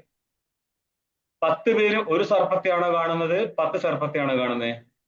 കയറിൽ പത്ത് സർപ്പത്തെ കാണുന്നത് ഓരോരുത്തരും അവന്റെ ഉള്ളിലാ കാണുന്നത്. അവന്റെ ഉള്ളിലോ? കയറിലല്ലേ ആ സർപ്പം ഉള്ളത്? അല്ല കയറിൽ സർപ്പം ഉണ്ടെങ്കിലും കാണുന്നത് അവന്റെ ആത്മാവല്ല, അവന്റെ ഉള്ളിലല്ലേ. നമ്മളെ കണ്ടിട്ട് നമ്മൾ സർപ്പം നമ്മളെ ഉള്ളിലല്ലേ ഉള്ളത്. അല്ല, അപ്പൊ നമ്മൾ സാമാന്യമായിട്ട് ഒരു ഘടത്തെ കാണുന്ന സമയത്ത് നമ്മൾ ഉള്ളിൽ തന്നെയല്ലേ ജ്ഞാനമുള്ളത്? ആ അതെ, ഘടത്ത് കാണുമ്പോഴും എന്ത് കാണുമ്പോഴും നമ്മളെ ഉള്ളിലാണല്ലോ ജ്ഞാനം ഉള്ളത്, അപ്പൊ എല്ലാം അവിടെ ഉള്ളത്. എങ്ങനെ വ്യത്യാസപ്പെടും? അതായത് ബ്രഹ്മസ്ഥലവും ഭ്രമാസ്ഥലവും തമ്മിൽ വ്യത്യാസം ഇല്ലാതെ പോവുമല്ലോ ഈ ഒരു കാരണം പറഞ്ഞാല്. കാരണം ഘടത്തിന്റെ പ്രമ ഉണ്ടാവായാലും അഥവാ സർപ്പത്തിന്റെ പ്രമേയം ഉണ്ടാകുമ്പോഴും സർപ്പത്തിന്റെ ഭ്രമം ഉണ്ടാകുമ്പോഴും ജ്ഞാനം ഉള്ളിൽ തന്നെയാ സംഭവിക്കുന്നത്. ജ്ഞാനം ഉള്ളിൽ തന്നെയാണ് സംഭവിക്കുന്നത്, ഉള്ളിൽ തന്നെയാണ് അതുകൊണ്ട് ആ കാണുന്നത്. കാരണം പറഞ്ഞിട്ട് ജ്ഞാനത്തിന്റെ വസ്തു ഭിന്നമാണെന്ന് പറയാൻ പറ്റത്തില്ല. ഇല്ല. അതെ, നിങ്ങൾ പറയുമ്പോഴും അതിന്റെ തെറ്റെടുത്ത് കാണിച്ചത് ചെറിയ വ്യത്യാസം ഉണ്ടാവത്തുള്ളൂ. ഓക്കെ, ഞാനത് എടുത്ത് കാണിക്കാൻ കാരണം ഇതിന്റെ ഒരു പ്രക്രിയ വേറെ തന്നെ ഉണ്ട് എന്നുള്ളത് കൊണ്ട് അതിലേക്ക് വരേണ്ടിയിട്ടാണ്. ഇപ്പൊ നമ്മൾ സർപ്പത്തെ കാണുമ്പോഴും കയറിനെ കാണുമ്പോൾ എല്ലാം കാണുമ്പോഴും നമ്മളെ ഉള്ളിലാ കാണുന്നത്. സർപ്പം അല്ല, അവിടെ അപ്പോൾ നമ്മൾ യഥാർത്ഥ സർപ്പത്തെ കാണുമ്പോഴും നമ്മൾ ഉള്ളിൽ തന്നെയാണ് കാണുന്നത്. ഉള്ളിൽ തന്നെയാ കാണുന്നത്, എല്ലാം ഉള്ളിൽ തന്നെയാ അപ്പൊ അവിടെ കാണുന്നത്. വ്യത്യാസം അപ്പൊ പറയാൻ പറ്റത്തില്ലല്ലോ. പറയാൻ പറ്റില്ല. അപ്പൊ ആ അവിടെ ജ്ഞാനവും അജ്ഞാനവും ഒക്കെ ഉള്ളിൽ തന്നെയാണ്. അങ്ങനെയൊന്നും വിട്ടേച്ച് പോരുത്, നിങ്ങൾ എന്തെങ്കിലും കൊണ്ടുവരരുത്. അതായത് യഥാർത്ഥ ജ്ഞാനസ്ഥലവും ഭ്രമസ്ഥലവും രണ്ടെടുത്തു കഴിഞ്ഞാലും ജ്ഞാനം ഉള്ളിലാണ് സംഭവിക്കുന്നത്. ഉള്ളിൽ എന്ന് പറഞ്ഞാലേ ഭ്രമവും യഥാർത്ഥ ജ്ഞാനം ഒരേപോലെ അല്ല കേട്ടോ, അതിന്റെയൊക്കെ പ്രക്രിയ തന്നെ മാറും. ഇവിടെ കയറിൽ സർപ്പത്തെ കാണുമ്പോൾ, അതായത് കയറിൽ സർപ്പം ഭ്രമിതമായ വസ്തുവല്ലേ, അവിടെ ഒരു ഭ്രമിതമാണ്. സർപ്പം ഉണ്ടോ ഇല്ലയോ? അവിടെ സർപ്പം ഇല്ല, കയറാണുള്ളത്. വേദാന്തിക്ക് ഒരു സർപ്പം ഉണ്ട്. ആ സർപ്പത്തെയാണ് നമ്മൾ പ്രാതിഭാസിക സർപ്പം എന്ന് പറയുന്നത്. അത് എന്തുകൊണ്ടാന്ന് പറഞ്ഞാല് പ്രത്യക്ഷ സ്ഥലത്ത് വസ്തു ഉണ്ടായിരിക്കണം. അത് ഭ്രമാണെങ്കിലും വേണ്ടിയില്ല, പ്രമേയാണെങ്കിലും വേണ്ടിയില്ല. ഓക്കെ, പ്രമേയാണെങ്കിലും ഭ്രമമാണെങ്കിലും വസ്തു ഉണ്ടെങ്കിൽ മാത്രമേ പ്രത്യക്ഷമാവത്തുള്ളൂ. അതുകൊണ്ട് വേദാന്തി ബ്രഹ്മസ്ഥലത്ത്, കയറിലെ സർപ്പാദി സ്ഥലമായിരിക്കുന്ന ബ്രഹ്മസ്ഥലത്ത് പ്രാതിഭാസികമായിരിക്കുന്ന ഒരു സർപ്പത്തിന്റെ ഉത്പത്തി മാനിക്കുന്നുണ്ട് അവിടെ. ഓക്കെ, എന്നിട്ട് പോലും 10 പേര് കയറിൽ സർപ്പത്തെ കാണുമ്പോൾ അത് 10 സർപ്പാണ്. കാരണം അവരവരുടെ കയറിന്റെ അജ്ഞാനത്തിൽ നിന്ന് ഉത്പന്നമായിരിക്കുന്ന വസ്തുവാണ് ഓരോരോ സർപ്പവും. ചിലർ അതിനെ കോബ്രയായിട്ട് കാണുമ്പോൾ ചിലർ അതിനെ വൈപ്പറായിട്ടും കാണും. അത് മാത്രമല്ല, ഈ 10 പേരില് ആർക്കാണോ ഭ്രമം നഷ്ടപ്പെട്ടത്, കാരണം അവൻ ടോർച്ച് അടിച്ച് നോക്കിയപ്പോൾ മനസ്സിലായത് കയറാണ്, ബാക്കിയുള്ള ആൾക്കാര് ഭ്രമിച്ചു തന്നെ ഇരിക്കും. എന്നാൽ അവിടെ ഒരു സർപ്പം വാസ്തവത്തിലുണ്ടോ എന്ന് വെച്ച് കഴിഞ്ഞാൽ ഇല്ല. പക്ഷെ കൽപ്പനാ കാലത്ത് നമ്മൾ കൽപ്പിതമായിരിക്കുന്ന സർപ്പത്തെ ഇവിടെ മാനിക്കുന്നുണ്ട്. പ്രക്രിയയിൽ എങ്ങനെയാ വരിക? ഇനി ഇങ്ങോട്ട് തന്നെ നോക്കി, ഞാൻ ഇടയ്ക്കിടയ്ക്ക് ഇതിലേക്ക് വേറെ പ്രസംഗം കൊണ്ടുവരുന്നുള്ളൂ. മെയിൻ വിഷയം അതല്ല. ഐകാത്മ്യ താത്പര്യ അതായത് എപ്രകാരം കയറിൽ അനേക സർപ്പത്തെ കാണാൻ പറ്റുന്നു, ഇതേപോലെ ബ്രഹ്മത്തിൽ, ശുദ്ധബ്രഹ്മത്തിൽ ജീവൻ, ജഗത്ത്, ഈശ്വരൻ, ദേവത, ഇങ്ങനെയുള്ള സകല വസ്തുക്കളെയും നമ്മൾക്ക് ഭിന്നമായിട്ട് കാണാൻ പറ്റും. എന്നാൽ വാസ്തവത്തിൽ ഇങ്ങനൊരു വസ്തു ഉണ്ടോ ഞാൻ ഇല്ല. ഏതുപോലെ കയറിൽ അനേക സർപ്പത്തെ കണ്ടിട്ട് പോലും ആ കയറിന്റെ അവിദ്യ കൊണ്ടാണ് ഇത്രയും സർപ്പങ്ങൾ, അതായത് കണ്ടവന്റെ ഓരോരുത്തന്റെയും ദൃഷ്ടിക്കനുസരിച്ച് സർപ്പം ഭിന്ന ഭിന്നമായിരുന്നു. കണ്ടവന്റെ ഭാവത്തിലാണ്, കണ്ടവന്റെ അജ്ഞാനം. ഇത് നിങ്ങൾ ലോക്കൽ സാധനം ഒന്നും കൊണ്ടുവെക്കരുത് ഇവിടെ. കണ്ടവന് കയറിന്റെ അധിഷ്ഠാനത്തിന്റെ അജ്ഞാനം ഉണ്ട് എന്നുള്ളത് മാത്രമാണ് അവിടെ കയറിലെ സർപ്പത്തിന്റെ ഉത്പത്തിക്ക് കാരണം. വിഷയാവച്ഛിന്ന ചൈതന്യനിഷ്ഠ അവിദ്യയാണ് സർപ്പാകാരത്തിലേക്ക് മാറുന്നത്. വൃത്യവച്ഛിന്ന ചൈതന്യനിഷ്ഠ അവിദ്യയാണ് സർപ്പാകാര വൃത്തി രൂപത്തിലേക്ക് മാറുന്നത്. ഇതൊക്കെ വലിയ വലിയ കാര്യങ്ങൾ നമുക്ക് മുന്നോട്ട് പഠിക്കാം. അങ്ങപ്പോൾ ഒരു വിഷയത്തിൽ തന്നെ അധിഷ്ഠാനമായിട്ട് ഒന്നിരിക്കും. ഇത് കയർ അധിഷ്ഠാനമായിട്ടിരിക്കും. ഉള്ള വസ്തുവാണ് അധിഷ്ഠാനം, ഇല്ലാത്ത വസ്തുവാണ് അധ്യസ്ഥം. അപ്പൊ കയറിലെ സർപ്പം അധ്യസ്ഥമായിരിക്കും, അധിഷ്ഠാനം കയറായിരിക്കും. ഇതേപോലെ ബ്രഹ്മത്തിൽ, അധിഷ്ഠാനമായിരിക്കുന്ന ബ്രഹ്മത്തിൽ ഈ ജഗത്തും ജീവന്മാരും എല്ലാം കൽപ്പിക്കപ്പെട്ടിരിക്കുകയാണ്.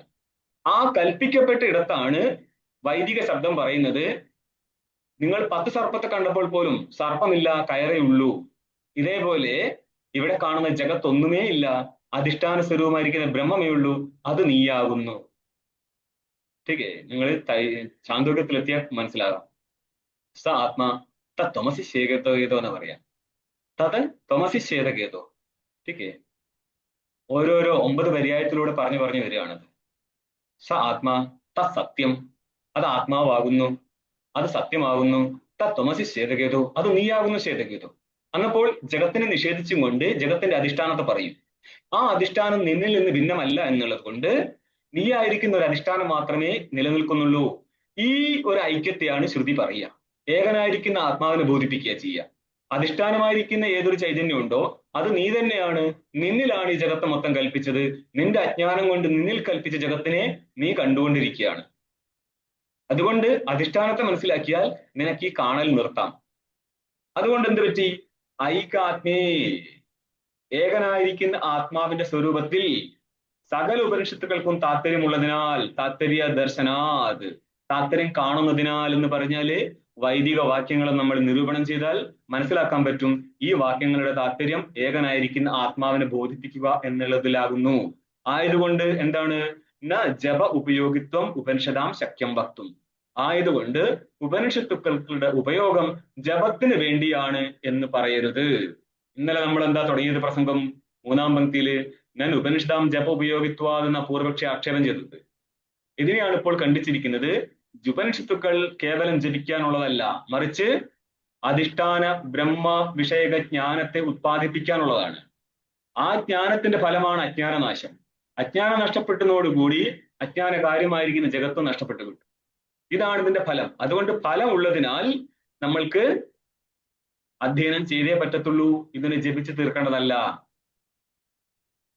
ഇനി നമ്മൾ എന്ത് ചെയ്യാൻ പോവുകയാണ്? ഉപക്രമ ഉപസംഹാരാദികൾ അന്വയിക്കാൻ പോവുകയാണ്. ഇനി ശ്രദ്ധിച്ചോ, ഒറ്റ ലൈനിൽ പിടിക്കൂ. തഥാഹി, ആദ്യം ഞാൻ അതിന്റെ പങ്ക്തിയും വായിക്കാം, എന്നിട്ട് ഓരോന്നോരോന്നായിട്ട് അന്വയിച്ചു തരാം. തഥാഹി ഈശാവാസ്യമിത്തി ഉപക്രമ്യ സ പര്യകാചുക്രം ഇത്തി ഉപസംഹാരാത് അനേജദേകം തദന്തരസ്യ സർവസ്യ ഇതി അഭ്യാസദർശനാത് നേനദേവ ആപ്നുവൻ ഇതി അപൂർവതാ സങ്കീർത്തനാത് ഓ മോഹ കശോക ഏകത്വം അനുപശ്യതഃ ഇതി ഫലവത്താ സങ്കീർത്തനാത് കുറുവന്നേവേഹ ജിജീവിഷോർ വേദദർശനഃ കർമ്മകരണ അനുവാദേന അസുര്യാനാമത ഇതി നിന്ദയാ ഐകാത്മദർശനസ്യ സ്തുതത്വാത് തസ്മിന്നഭോ മാതരിശ്വ ദധാതീതി യുക്ത്യഭിധാനാച്ച അസ്യാസ്താവത് ഉപനിഷതഃ ഐകാത്മ്യ താത്പര്യം ദൃശ്യതേ. താവത് വാക്യാലങ്കാരമാണ്. ഈ സകല ഉപനിഷത്തുക്കൾക്കും ഏകനായിരിക്കുന്ന ആത്മാവിലെ താത്പര്യത്തെ കാണാൻ മനസ്സിലാക്കാൻ പറ്റുന്നുണ്ട്. അതെങ്ങനെയാ? അപ്പൊ തുടങ്ങാണ്. തഥാഹി എന്ന് പറഞ്ഞാൽ അതെപ്രകാരം എന്നാണെങ്കിൽ, ഏതപ്രകാരം? സകല ഉപനിഷത്തുക്കൾക്കുടെയും താത്പര്യം ഏകനായിരിക്കുന്ന ആത്മാവിനെ ബോധിപ്പിക്കാനുള്ളതാണ്. അത് എങ്ങനെയെന്നാണെങ്കിൽ എന്നാണ് തഥാഹി എന്നുള്ളത് കൊണ്ട് ഉദ്ദേശിക്കുന്നത്. തുടങ്ങുകയാണ്. ഈ പ്രകരണം 1 മുതൽ 8 വരെയുള്ള മന്ത്രം ഒറ്റ പ്രകരണമാണ്. ഇതിനെയാണ് നമ്മൾ ഉപനിഷത്ത് എന്ന് പറയുന്നത്. രഹസ്യവിദ്യ എന്നുള്ള ബ്രഹ്മാകാര വൃത്തി ജനിപ്പിക്കുന്ന പ്രകരണമാണിത്. ഓക്കെ, അതുകൊണ്ട് ഇതിനെ ജ്ഞാനപ്രകരണം എന്ന് പറയും. അതിൽ നിന്ന് ശേഷമുള്ള 9 മുതൽക്ക് 18 വരെയുള്ളത് കേവലം ഉപാസന സമുച്ചയത്തിന് വേണ്ടിയിട്ടുള്ളതാകും. കർമ്മ സമുച്ചിത ഉപാസന, ഉപാസന സമുച്ചിത ഉപാസന, അതിനെയാണ് മുന്നോട്ട് വിധിക്കുന്നത്. അതുകൊണ്ട് നമ്മൾ ഈ തുടക്കത്തിലുള്ള മന്ത്രത്തെ പറയാണ് ഈശാവാസ്യം ഇതി ഉപക്രമ്യ. ഉപക്രമം എന്ന് പറഞ്ഞാൽ തുടക്കം. ഉപക്രമ്യ തുടങ്ങിയിട്ട് ഈശാവാസ്യം എന്ന് ആരംഭിച്ചിട്ട്, അപ്പോൾ ഉപക്രമം തുടങ്ങി. ഇനി എന്താ വേണ്ടത്? ഉപസംഹാരം പറയണം. ഉപക്രമ ഉപസംഹാരം എന്ന് പറഞ്ഞാൽ ഉപക്രമ ഉപസംഹാരയോരൈക്യം എന്നാണ് ഉദ്ദേശിച്ചത്. കേവലം ഉപക്രമ ഉപസംഹാരം പറഞ്ഞ് നിർത്തരുത്. ഉപക്രമത്തിനും ഉപസംഹാരത്തിനും ഉള്ള ഐക്യം എന്ന് പറഞ്ഞാല് ഉപക്രമ ശ്രുതി ഏതിനാണോ പറയുന്നത് അതേ വസ്തുവിനെ തന്നെയാണ് ഉപസംഹാര ശ്രുതിയും പറയുന്നത്. അതുകൊണ്ട് 2 ശ്രുതികളും ഏകനായിരിക്കുന്ന വസ്തുവിനെ പറയുന്നതിനാൽ ഐക്യം കിട്ടും. ഉപക്രമ ഉപസംഹാരയോരൈക്യം. ഉപക്രമസ്യ ഉപസംഹാരസ്യ ചേതി ഉപക്രമ ഉപസംഹാരയോഹോ തയോരൈക്യം. ഉപക്രമത്തിനും ഉപസംഹാരത്തിനും ഐക്യമുണ്ട് എന്ന് പറഞ്ഞാൽ ഒരൊറ്റ വസ്തുവിനെയാണ് പറയുന്നത്. അതേത് വസ്തുവാ? ബ്രഹ്മവസ്തുവിനെയാണ് പറയുന്നത്. ഇതാണ് പറയുന്നത്. ഈശാവാസ്യം എന്ന് ഉപക്രമം ചെയ്തിട്ട് ആരംഭിച്ചിട്ട് 8ാമത്തെ മന്ത്രത്തിന്റെ ഭാഗമാണ് ബാക്കി കാണുന്നത്. സപര്യക ചുക്രമകായം അവ്രണം അസ്നാവിരം ശുദ്ധമഭാവ വിദ്ധം എന്നുള്ള മന്ത്രവും ഏതിനാണ് പറയുന്നത്? ശുദ്ധബ്രഹ്മത്തെ കുറിച്ചാണ് പറയുന്നത്. അതുകൊണ്ട് ഉപക്രമ്യ സപര്യകാചുക്രം ഇതി ഉപസംഹാരാത്. ഉപക്രമം മുതൽ ഉപസംഹാരം വരെ ഏകനായിരിക്കുന്ന ആത്മാവിനെ പറഞ്ഞതിനാൽ, അപ്പോൾ നിങ്ങളുടെ താത്പര്യഗ്രാഹകനായിരിക്കുന്ന ഒരു ലിംഗത്തെ കിട്ടി.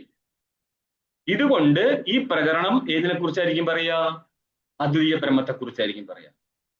1 മുതൽ 8 വരെയുള്ള മന്ത്രങ്ങൾ, അല്ലെങ്കിൽ 1-ാം മന്ത്രവും അങ്ങനെ എടുക്കും. 1-ാം മന്ത്രവും 8-ാം മന്ത്രവും, പ്രകരണത്തിലെ തുടക്ക മന്ത്രവും ഒടുക്ക മന്ത്രവും ഏകനായിരിക്കുന്ന ബ്രഹ്മത്തെ കുറിച്ച് പറഞ്ഞതിനാൽ, ബാക്കി പറയാൻ ആൾക്കാര്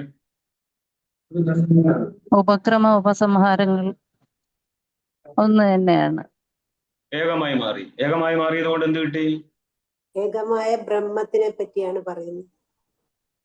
ഏകമായിരിക്കുന്ന ബ്രഹ്മത്തെ പറ്റിയാണ് പറയുന്നത്. അതായത് ഉപക്രമ ഉപസംഹാരം ഒന്നായതുകൊണ്ട് താത്പര്യഗ്രാഹക ലിംഗങ്ങളിൽ ഒന്ന് സിദ്ധിച്ചു എന്ന് മനസ്സിലാക്കുക.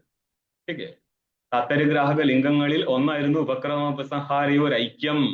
ഇവിടെ ഇപ്പോൾ ഈശാവാസ്യം എന്നുള്ള ഉപക്രമവും ശപര്യകാത് എന്നുള്ള ഉപസംഹാരവും ഏകനായിരിക്കുന്ന വസ്തുവിനെ പറയുന്നത് കൊണ്ട് ഉപക്രമ ഉപസംഹാരങ്ങളുടെ ഐക്യം എന്നുള്ള ഒരു താത്പര്യഗ്രാഹക ലിംഗത്തെ സിദ്ധിച്ചു. ഒന്ന് കഴിഞ്ഞ് ഇനി കോമയിട്ട് പഠിച്ചു. അനേജദേകം മനസോജരീയോ, മന്ത്രം 4. ഏജിർ കമ്പനെ ന ഏജത്ത് അനേജത്ത്. ഏജത്ത് എന്ന് പറഞ്ഞാൽ ചലിക്കുന്ന എന്നർത്ഥം. ന ഏജത്ത് അനേജത്ത് ചലിക്കാത്തതാണിത്. പക്ഷേ മനസോജരീയോ, മനസ്സിനേക്കാൾ, അതായത് ലോകത്ത് ഏറ്റവും വേഗം കൂടിയ വസ്തുവാണ് ഈ മനസ്സ്. നമ്മൾക്ക് ഏത് വസ്തുവിനെയും ചിന്തിക്കുമ്പോൾ മനസ്സ് ആ ദേശത്തെത്തി അതിനെ ഗ്രഹിക്കുന്നത് പോലെ ഇരിക്കും. വാസ്തവത്തിൽ അങ്ങനെ അല്ലെങ്കിലും ഒരു ഉദാഹരണം പറഞ്ഞുള്ളൂ. അതിനേക്കാൾ മഹത്തരമായിരിക്കുന്ന വേഗമാണ് ആത്മാവിന്. അതായത് നമ്മൾ സ്വർഗത്തെക്കുറിച്ച് ചിന്തിക്കുമ്പോൾ സ്വർഗത്തിന്റെ ഏകദേശ ഐഡിയ മനസ്സിൽ വരില്ല എന്താന്നുള്ളത്. അല്ലെങ്കിൽ നിങ്ങൾ ഇവിടെ നിന്ന് ഹിമാലയത്തെക്കുറിച്ച് പണ്ട് കണ്ട കാര്യം നിങ്ങളുടെ മനസ്സിലേക്ക് വരുമ്പോൾ ആ ഹിമാലയത്തിന്റെ ദൃശ്യം, അല്ലെങ്കിൽ മറ്റൊരു ദേശത്തിന്റെ ആയിരിക്കട്ടെ, നിങ്ങൾ പോയിടത്തെ ദൃശ്യം നിങ്ങളുടെ മനസ്സിൽ എത്തുന്നേരം മനസ്സിൽ ആ വിഷയത്തെ പ്രകാശിപ്പിച്ചിട്ട് ആരായിരുന്നു? ഒരു ചേതനൻ. ശരിക്കും മനസ്സിൽ വിഷയം പ്രകാശിക്കുമ്പോഴും ആ ദൂരത്തിലിരിക്കുന്ന വസ്തുവിനെ ദൂരത്തോടു കൂടിയാണ് നമ്മൾ ഗ്രഹിക്കുന്നത്. ഇനിയിപ്പോൾ ആകാശത്തെ ചന്ദ്രതാരാദികളെ കാണുമ്പോൾ എത്രയോ ദൂരത്തിരിക്കുന്ന വസ്തുവിനെ നമ്മൾ കാണുന്നത്. ആ ദൃഷ്ടി അവിടെ എത്തുമ്പോഴേക്കും ആര് വേണം? അധിഷ്ഠാന ചൈതന്യം പ്രകാശകനായിട്ട് അവിടെ ഉണ്ടായിരിക്കണം. എങ്കിൽ മാത്രമേ ദൃഷ്ടി അവിടെ എത്തുമ്പോഴേക്കും വസ്തു പ്രകാശിക്കത്തുള്ളൂ. ഉദാഹരണത്തിന് ഒരു വീട്ടിൽ നമ്മൾ കയറി ചെന്നപ്പോൾ ആ വീട്ടിലെ ആൾ അവിടെ ഇരിക്കുന്നുണ്ട്. എന്നപ്പോൾ നമ്മളെക്കാൾ മുന്നേ അങ്ങേര് ആ വീട്ടിൻ്റെ ഉള്ളിൽ ഇരിക്കുന്നതുകൊണ്ടല്ലേ ഡോറ് തുറന്ന് എത്തിയപ്പോൾ കാണാൻ പറ്റിയത്. നമ്മൾക്ക് ശേഷമായിരുന്നു അദ്ദേഹം വരുന്നെങ്കിൽ കാണാൻ പറ്റത്തില്ല. ഇതേപോലെ ഇന്ദ്രിയങ്ങൾ വ്യവഹരിക്കുമ്പോഴേക്കും ആ വസ്തു പ്രകാശം നടക്കണമെങ്കിൽ പ്രകാശകൻ അതുക്കും മുന്നേ പോണം. അതിനാലാണ് എന്ത് പറയുന്നത്? മനസ്സിനേക്കാൾ വേഗമുള്ളവനാണ് ചേതനൻ. ഇതെന്താണ്? എന്തിനെ കുറിച്ചാണ് പറയുന്നത്? അനേജദേകം മനസോജരീയോ തദന്തരസ്യ സർവസ്യ ബാഹ്യതഃ. 5-ാം മന്ത്രം. 4-5 മന്ത്രത്തെടുത്ത് കാണിച്ചതാണ്. അത് എല്ലാറ്റിന്റെയും ഉള്ളിലും പുറമെയും ആയിട്ട് വ്യാപിച്ചിരിക്കുകയാണ് വസ്തു എന്ന് അഭ്യാസ ദർശനാത്. അഭ്യാസം എന്ന് പറയുന്ന അർത്ഥം പുനഃകഥനം അഭ്യാസ എന്നാണ് ലക്ഷണം. വീണ്ടും വീണ്ടും ഒരേ വസ്തുവിനെ കുറിച്ച് പറഞ്ഞുകൊണ്ടിരിക്കും. ഏതിനെ കുറിച്ചാണോ വീണ്ടും വീണ്ടും പറയുന്നത് ആ വസ്തുവാണ് ആ വാക്യത്തിന്റെ താത്പര്യ വിഷയം. അപ്പോൾ അടുത്ത ലിംഗമാണ് അഭ്യാസം.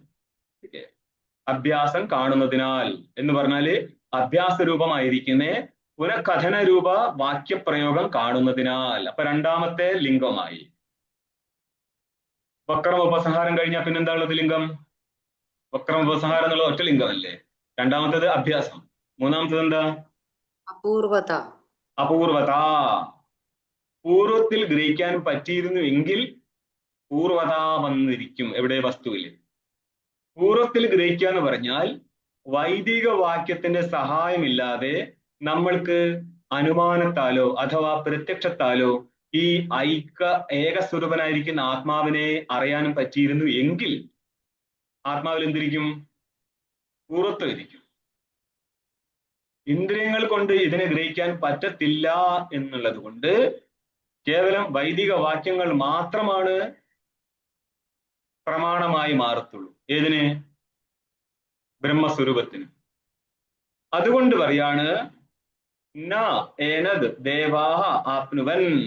ദേവാഹ എന്നുള്ളത് ദ്യോതനാ ദേവാഹ എന്നുള്ളത് ഇന്ദ്രിയങ്ങൾ എന്നാണ് അർത്ഥം. ഈ ആത്മതത്വത്തെ ഇന്ദ്രിയങ്ങൾക്ക് പ്രാപിക്കാൻ പറ്റിയിട്ടില്ല. ന ആപ്നുവൻ ന പ്രാപ്നുവൻ.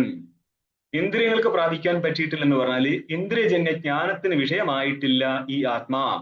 ഇന്ദ്രിയജന്യ ജ്ഞാനത്തിന് ആത്മാ വിഷയമായിരുന്നു എങ്കിൽ ശബ്ദം പ്രമാണമല്ലാതെ പോയെ. അവിടെ അപൂർവത എന്നുള്ള താത്പര്യഗ്രാഹക ലിംഗം നഷ്ടപ്പെട്ടു പോയെ. എന്നാലും ആത്മാ ലോകത്ത് പ്രസിദ്ധമാണോ അല്ലയോ? ഇതുമായിട്ട് കുറച്ച് ഞാൻ മാറ്റുകയാണ് കാര്യം, ഇതുമായിട്ട് ബന്ധപ്പെടുത്തേണ്ട ആവശ്യമുള്ളതുകൊണ്ട്. ആത്മാ എന്നുള്ള വസ്തു ലോകത്ത് പ്രസിദ്ധമാണോ അല്ലയോ? നിങ്ങൾക്ക് ആത്മാ എന്നുള്ള വസ്തുവിനെ അറിയോ? നിങ്ങൾക്ക് എപ്പോഴെങ്കിലും തോന്നിയിട്ടുണ്ടോ ആത്മാ നിലവിലുണ്ടെന്നുള്ളത്? തോന്നല് മാത്രമാണ്, അനുഭവിച്ചില്ല. അതൊരു തോന്നല് മാത്രം.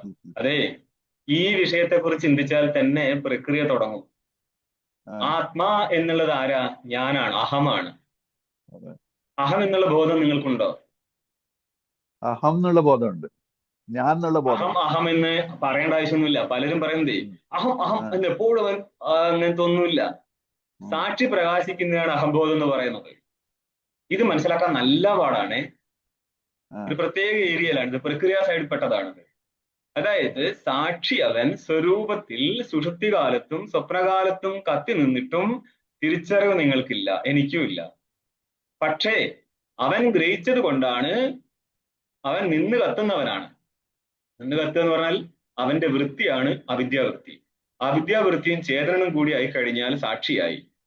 സാക്ഷി എപ്പോഴും പ്രകാശിച്ചുകൊണ്ടിരിക്കും. മനസ്സിലാകുന്നുണ്ടോ? സാക്ഷിയുടെ പ്രകാശം നഷ്ടപ്പെടത്തില്ല. സാക്ഷി എപ്പോഴും പ്രകാശിച്ചുകൊണ്ടിരിക്കും. ആ സാക്ഷി പല വിധത്തിൽ പ്രകാശിച്ചു കളയും. അതായത് ഞാൻ ഇന്നലെ നിങ്ങൾ ഞാൻ എന്ന് അഭിമാനിച്ചിട്ടുണ്ടോ? നിങ്ങൾ ചോദിച്ചതിന് മാത്രം പിടിക്കുക. ഇന്നലെ നിങ്ങൾ ഞാനിപ്പോൾ ഇവിടെ ഇരിക്കുന്നുണ്ട്, ഞാനിപ്പോൾ നടക്കുകയാണ് എന്നൊക്കെ നിങ്ങൾ ആലോചിച്ചിട്ടുണ്ടോ? ഇല്ല, ഇന്നലെ ആലോചിച്ചിട്ടില്ല, ആവശ്യം വന്നാൽ ആലോചിക്കുള്ളൂ. ഇല്ല, നമ്മൾ എപ്പോഴും ഞാൻ എന്ന് ആലോചിക്കാറില്ല. എന്നിട്ടും ഇന്നലെ നിങ്ങൾ ഉണ്ടായിരുന്നോ എന്ന് ചോദിച്ചാൽ നിങ്ങൾ ദൃഢമായിട്ട് പറയത്തില്ല ഞാൻ ഉണ്ടായിരുന്നു. നിങ്ങളൊന്നും ഇല്ലായിരുന്നു, നിങ്ങൾ ഇന്നലെ ഇല്ല, ഇന്നാണ് ഇപ്പൊ ഉണ്ടായതെന്ന് പറഞ്ഞാല് സമ്മതിച്ചു കൊടുക്കുവോ? ഇല്ലല്ലോ. അതായത് നമ്മൾ നമ്മളോട് തന്നെ ഞാനെന്ന് അഭിമാനിക്കാതെ ഇരുന്നിട്ട് പോലും നമ്മൾക്ക് ഞാൻ എന്നുള്ള വസ്തുവിന്റെ കാര്യത്തിൽ ഒരു സംശയവുമില്ല. മനസ്സിലാകുന്നു? നിങ്ങൾ എക്സ്ട്രാ കൈ നിടല്ലേ, ഇത് കേട്ട് പഠിക്കുക. ഇത് പ്രക്രിയ സൈഡാണ്. ഹയർ ടെക്സ്റ്റിന്റെ കാര്യങ്ങൾ ഞാൻ ലോവറിലേക്ക് എടുത്ത് വെക്കുന്നതാണ് കുട്ടികളെ. ഇതൊന്നും പെട്ടെന്നൊന്നും കയ്യിൽ കിട്ടത്തേ ഇല്ല സാധനം. അന്നപ്പോൾ എന്താണ് ഇവിടുത്തെ പ്രസംഗം? ഈ സാക്ഷി അവിദ്യാവൃത്തി അവച്ചന ചൈതന്യനായിരിക്കുന്ന സാക്ഷി അവൻ അവിടെ പ്രകാശിച്ചിരുന്നത് കൊണ്ടാണ് സംശയമില്ലാത്ത രീതിയിൽ നിങ്ങൾക്ക് ഞാൻ ഇന്നലെ ഉണ്ടായിരുന്നു എന്ന് ഇപ്പോൾ നിങ്ങൾക്ക് ഓർക്കാൻ പറ്റുന്നത്. ഇനി നിങ്ങൾ ആലോചിക്കുക, ആരാണ് മോൻ ഈ സാക്ഷി എന്നുള്ളത്. ഓക്കെ, അതുകൊണ്ട് തന്നെയാണ് ചിലർ പറയത്തില്ലേ സാക്ഷിഭാവത്തിൽ ഇരിക്കും മക്കളെ എന്ന് പറഞ്ഞാൽ നമ്മൾ എന്താ പറയാ, നടക്കൂലാന്ന്. കാരണം നിങ്ങൾ സാക്ഷിഭാവത്തിൽ ഇരിക്കുക എന്നുള്ളത് നിങ്ങൾ എന്താ ഉദ്ദേശിക്കുന്നത്? നിങ്ങൾ നിങ്ങളുടെ മനസ്സൊക്കെ ഒന്ന് ഒതുക്കിയിട്ട് മനസ്സിലെ വാച്ച് ചെയ്തുകൊണ്ടിരിക്കുകയാണ്. ആ മനസ്സിനെ നിങ്ങൾ വാച്ച് ചെയ്യുമ്പോഴും നിങ്ങളുടെ ഈ വാച്ചിങ് എന്നുള്ള വൃത്തിയെ പോലും സാക്ഷി പ്രകാശിപ്പിച്ചുകൊണ്ടിരിക്കുകയാണ്. സാക്ഷി ഇതുക്കും പിറകിലിരിക്കുന്നവനാ. നിങ്ങൾക്ക് ഒരിക്കലും സാക്ഷിയാൻ പറ്റത്തില്ല, കാരണം നിങ്ങൾ സാക്ഷിയാണ്. നിങ്ങൾ സാക്ഷിയാണെന്ന് നിങ്ങൾ ചിന്തിക്കുന്നത് നിങ്ങളുടെ ബാഡ് ഇമേജ് ആണത്, അതല്ല അവൻ. ഓക്കെ, അതുകൊണ്ടാണ് കളി നിങ്ങൾ വിചാരിച്ച സ്ഥലത്ത് കിട്ടൂല, സാക്ഷി അവൻ വേറെയാണ് പറയുന്നത്. ഈ സാക്ഷി ജാഗ്രത് കാലത്ത് പ്രമാതാവിനെ കൂടി പ്രകാശിപ്പിക്കുമ്പോഴാണ് നമ്മൾക്കിപ്പോൾ ഞാൻ എന്നുള്ള ബോധം ഉണ്ടാവുന്നത്. പിടികിട്ടുന്നുണ്ടാവും. ഇങ്ങനെയുള്ള സാക്ഷിയെ അറിയാത്തതായിട്ട് ആരും ഇല്ല. ആയതിനാൽ ആത്മാ അപ്രസിദ്ധ വസ്തുവല്ല. അങ്ങനെയാണെങ്കിൽ പ്രസിദ്ധമായില്ലേ? ആയി. ആ പ്രസിദ്ധമായിരിക്കുന്ന വസ്തുവിന് ഇനി ഇപ്പോൾ ശ്രുതി പറയുകയാണെങ്കിൽ അപൂർവത വരുമോ അല്ല പൂർവത്വം വരുമോ? പൂർവത്വം വരും. പിന്നെ എങ്ങനെ അപൂർവത വരുന്നത്? ഇവിടെ പറയുന്നത് ആ വിശിഷ്ടാത്മാവിനെയല്ല, സാക്ഷി വിശിഷ്ടാത്മാവാണ്. മനസ്സിലായോ? അതുകൊണ്ട് അവരുടെ സാക്ഷിയെ നിങ്ങൾ അറിഞ്ഞാൽ പോലും നിങ്ങൾ രക്ഷപ്പെടില്ല. എന്നിട്ടല്ലേ നിങ്ങൾ സാക്ഷിഭാവത്തിൽ നിൽക്കാൻ പോകുന്നത്. മനസ്സിലാവുന്നുണ്ടോ? നിങ്ങൾ സാക്ഷി എന്നുള്ള വസ്തുവിനെ അറിഞ്ഞാൽ പോലും, ശബ്ദം കൊണ്ട് അറിഞ്ഞാൽ പോലും അവനടക്കം ഡ്യൂപ്ലിക്കേറ്റാ. പിന്നെ എവിടുന്ന സാക്ഷിജ്ഞാനം കൊണ്ടല്ല അജ്ഞാനം നഷ്ടപ്പെടുന്നത്, കേവല ബ്രഹ്മജ്ഞാനം കൊണ്ടാ. ആ കേവല ബ്രഹ്മത്തെയാണ് ഇവിടെ പറയുന്നത് എന്നുള്ളത് കൊണ്ട് കേവല ബ്രഹ്മത്തിന്റെ കാര്യത്തിൽ അന്യപ്രമാണമില്ല. ആയതിനാൽ അപൂർവത വരും. കിട്ടിയോ?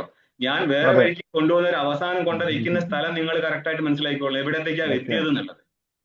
ഇനി അടുത്തത് പറയാണ് അപൂർവത സങ്കീർത്തനാത് എന്ന് പറഞ്ഞാൽ മറ്റ് ഇന്ദ്രിയങ്ങൾ കൊണ്ട് ഇതിനെ ഗ്രഹിക്കാൻ പറ്റുന്നില്ല, കേവലം വൈദിക പ്രമാണം മാത്രമേ ഉള്ളൂ എന്ന് പറഞ്ഞുകൊണ്ട് അപൂർവത സിദ്ധിച്ചിരിക്കുകയാണ്. ഇനി ഫലം പറയാൻ പോവാണ്. കോ മോഹ, എന്ത് മോഹം, ക ശോക, എന്ത് ശോകം, ആർക്ക്, ഏകത്വം അനുപശ്യത. അനു എന്ന് പറയുന്ന അർത്ഥം പശ്ചാത് എന്ന് പറഞ്ഞാൽ ഗുരു ഉപദേശത്തിൽ നിന്ന് ശിഷ്യന് കേവല ബ്രഹ്മജ്ഞാനം ഉണ്ടായിക്കഴിഞ്ഞാൽ പിന്നെ എന്ത് ശോകം, എന്ത് മോഹം എന്ന് പറയുന്ന ശോകമോഹങ്ങൾ നഷ്ടപ്പെട്ടു പോയി ജ്ഞാനിക്ക് എന്ന് ശോകമോഹങ്ങളുടെ നിവൃത്തിയായിരിക്കുന്ന ഫലത്തെ പറയുന്നുണ്ട്. ഇതാണ് ഫലവത്ത സങ്കീർത്തനാതെന്ന് കാണിച്ചത്. അപ്പൊ എത്രയായി? 4 ആയി അല്ലേ? ഉപക്രമ ഉപസംഹാരം കഴിഞ്ഞു, അഭ്യാസം കഴിഞ്ഞു, അപൂർവത കഴിഞ്ഞു, ഫലം കഴിഞ്ഞു, 4 കഴിഞ്ഞു. ഫലവത്ത സങ്കീർത്തന. ഇനി എന്താണ് നോക്ക്. കുറുവൻ നേവേഹ കർമാണി ജീവിഷ്യ ചതകും സമാഹ എന്ന് നിങ്ങൾക്ക് 2ാം മന്ത്രത്തിൽ കാണാം. കുറുവൻ നേവ, കർമ്മം ചെയ്തുകൊണ്ട് തന്നെ, ജിജീവിഷേത്, ജീവിതം ഇച്ഛേതെന്ന് പറയും. പക്ഷെ ജീവിക്കാൻ ഇച്ഛിക്കാനല്ല, അതായത് ശതവർഷമാണ് സാമാന്യമായിട്ട് ജീവന്റെ ആയുസ് പറഞ്ഞത്. അത്രയും ജീവിക്കുന്നെങ്കിൽ നീ കർമ്മം ചെയ്തുകൊണ്ട് തന്നെ ജീവിക്കണം. അതെന്തിനാ? നീ വൈദിക കർമ്മവും ചെയ്യത്തില്ല, സന്യാസ പൂർണ്ണമായിരിക്കുന്ന വേദാന്ത വിചാരവും ചെയ്യുന്നില്ല എങ്കിൽ പിന്നെ അശാസ്ത്രീയ കർമ്മത്താൽ നീ സമ്പന്നമാവും. അന്നപ്പോൾ ദുർഗതിയെ പ്രാപിക്കും. ഏവം ത്വയ് നാന്യതേതോസ്തി ന കർമ്മ ലിപ്യതേ നരേ എന്ന് പറയും. ഇങ്ങനെ നിൽക്കുന്നില്ല എങ്കിൽ, നീ ശാസ്ത്രീയമായിരിക്കുന്ന കർമ്മം ചെയ്യുന്നില്ല എങ്കിൽ അശാസ്ത്രീയമായിരിക്കുന്ന ദുരിത കർമ്മം നിലയിൽ എത്തിച്ചേരും. അതൊഴിവാക്കാൻ നീ കർമ്മം ചെയ്തേ പറ്റത്തുള്ളൂ എന്നാണ് ഈ പറഞ്ഞത്. ഇത് ആർക്ക് വേണ്ടിയാ? വേദാന്തം മനസ്സിലാക്കാൻ പറ്റാത്ത അജ്ഞാനിക്ക് വേണ്ടി പറഞ്ഞതാണിത്. നീ അറ്റ്ലീസ്റ്റ് ഈ കർമ്മമെങ്കിലും ചെയ്ത് ജീവിക്കുക. അത് നിങ്ങൾക്ക് ഗീതയിലും കാണാം. ഇത് ഭേദദർശന, ഭേദം കാണുന്നവനെ സംബന്ധിച്ചാണ് കർമ്മം ചെയ്യാൻ പറഞ്ഞത്. അവനോട് എന്താ പറയുന്നത്? കർമ്മകരണ അനുവാദേന. ശരിക്കും അവിടെ കർമ്മം ചെയ്യാൻ പറയുന്നില്ല.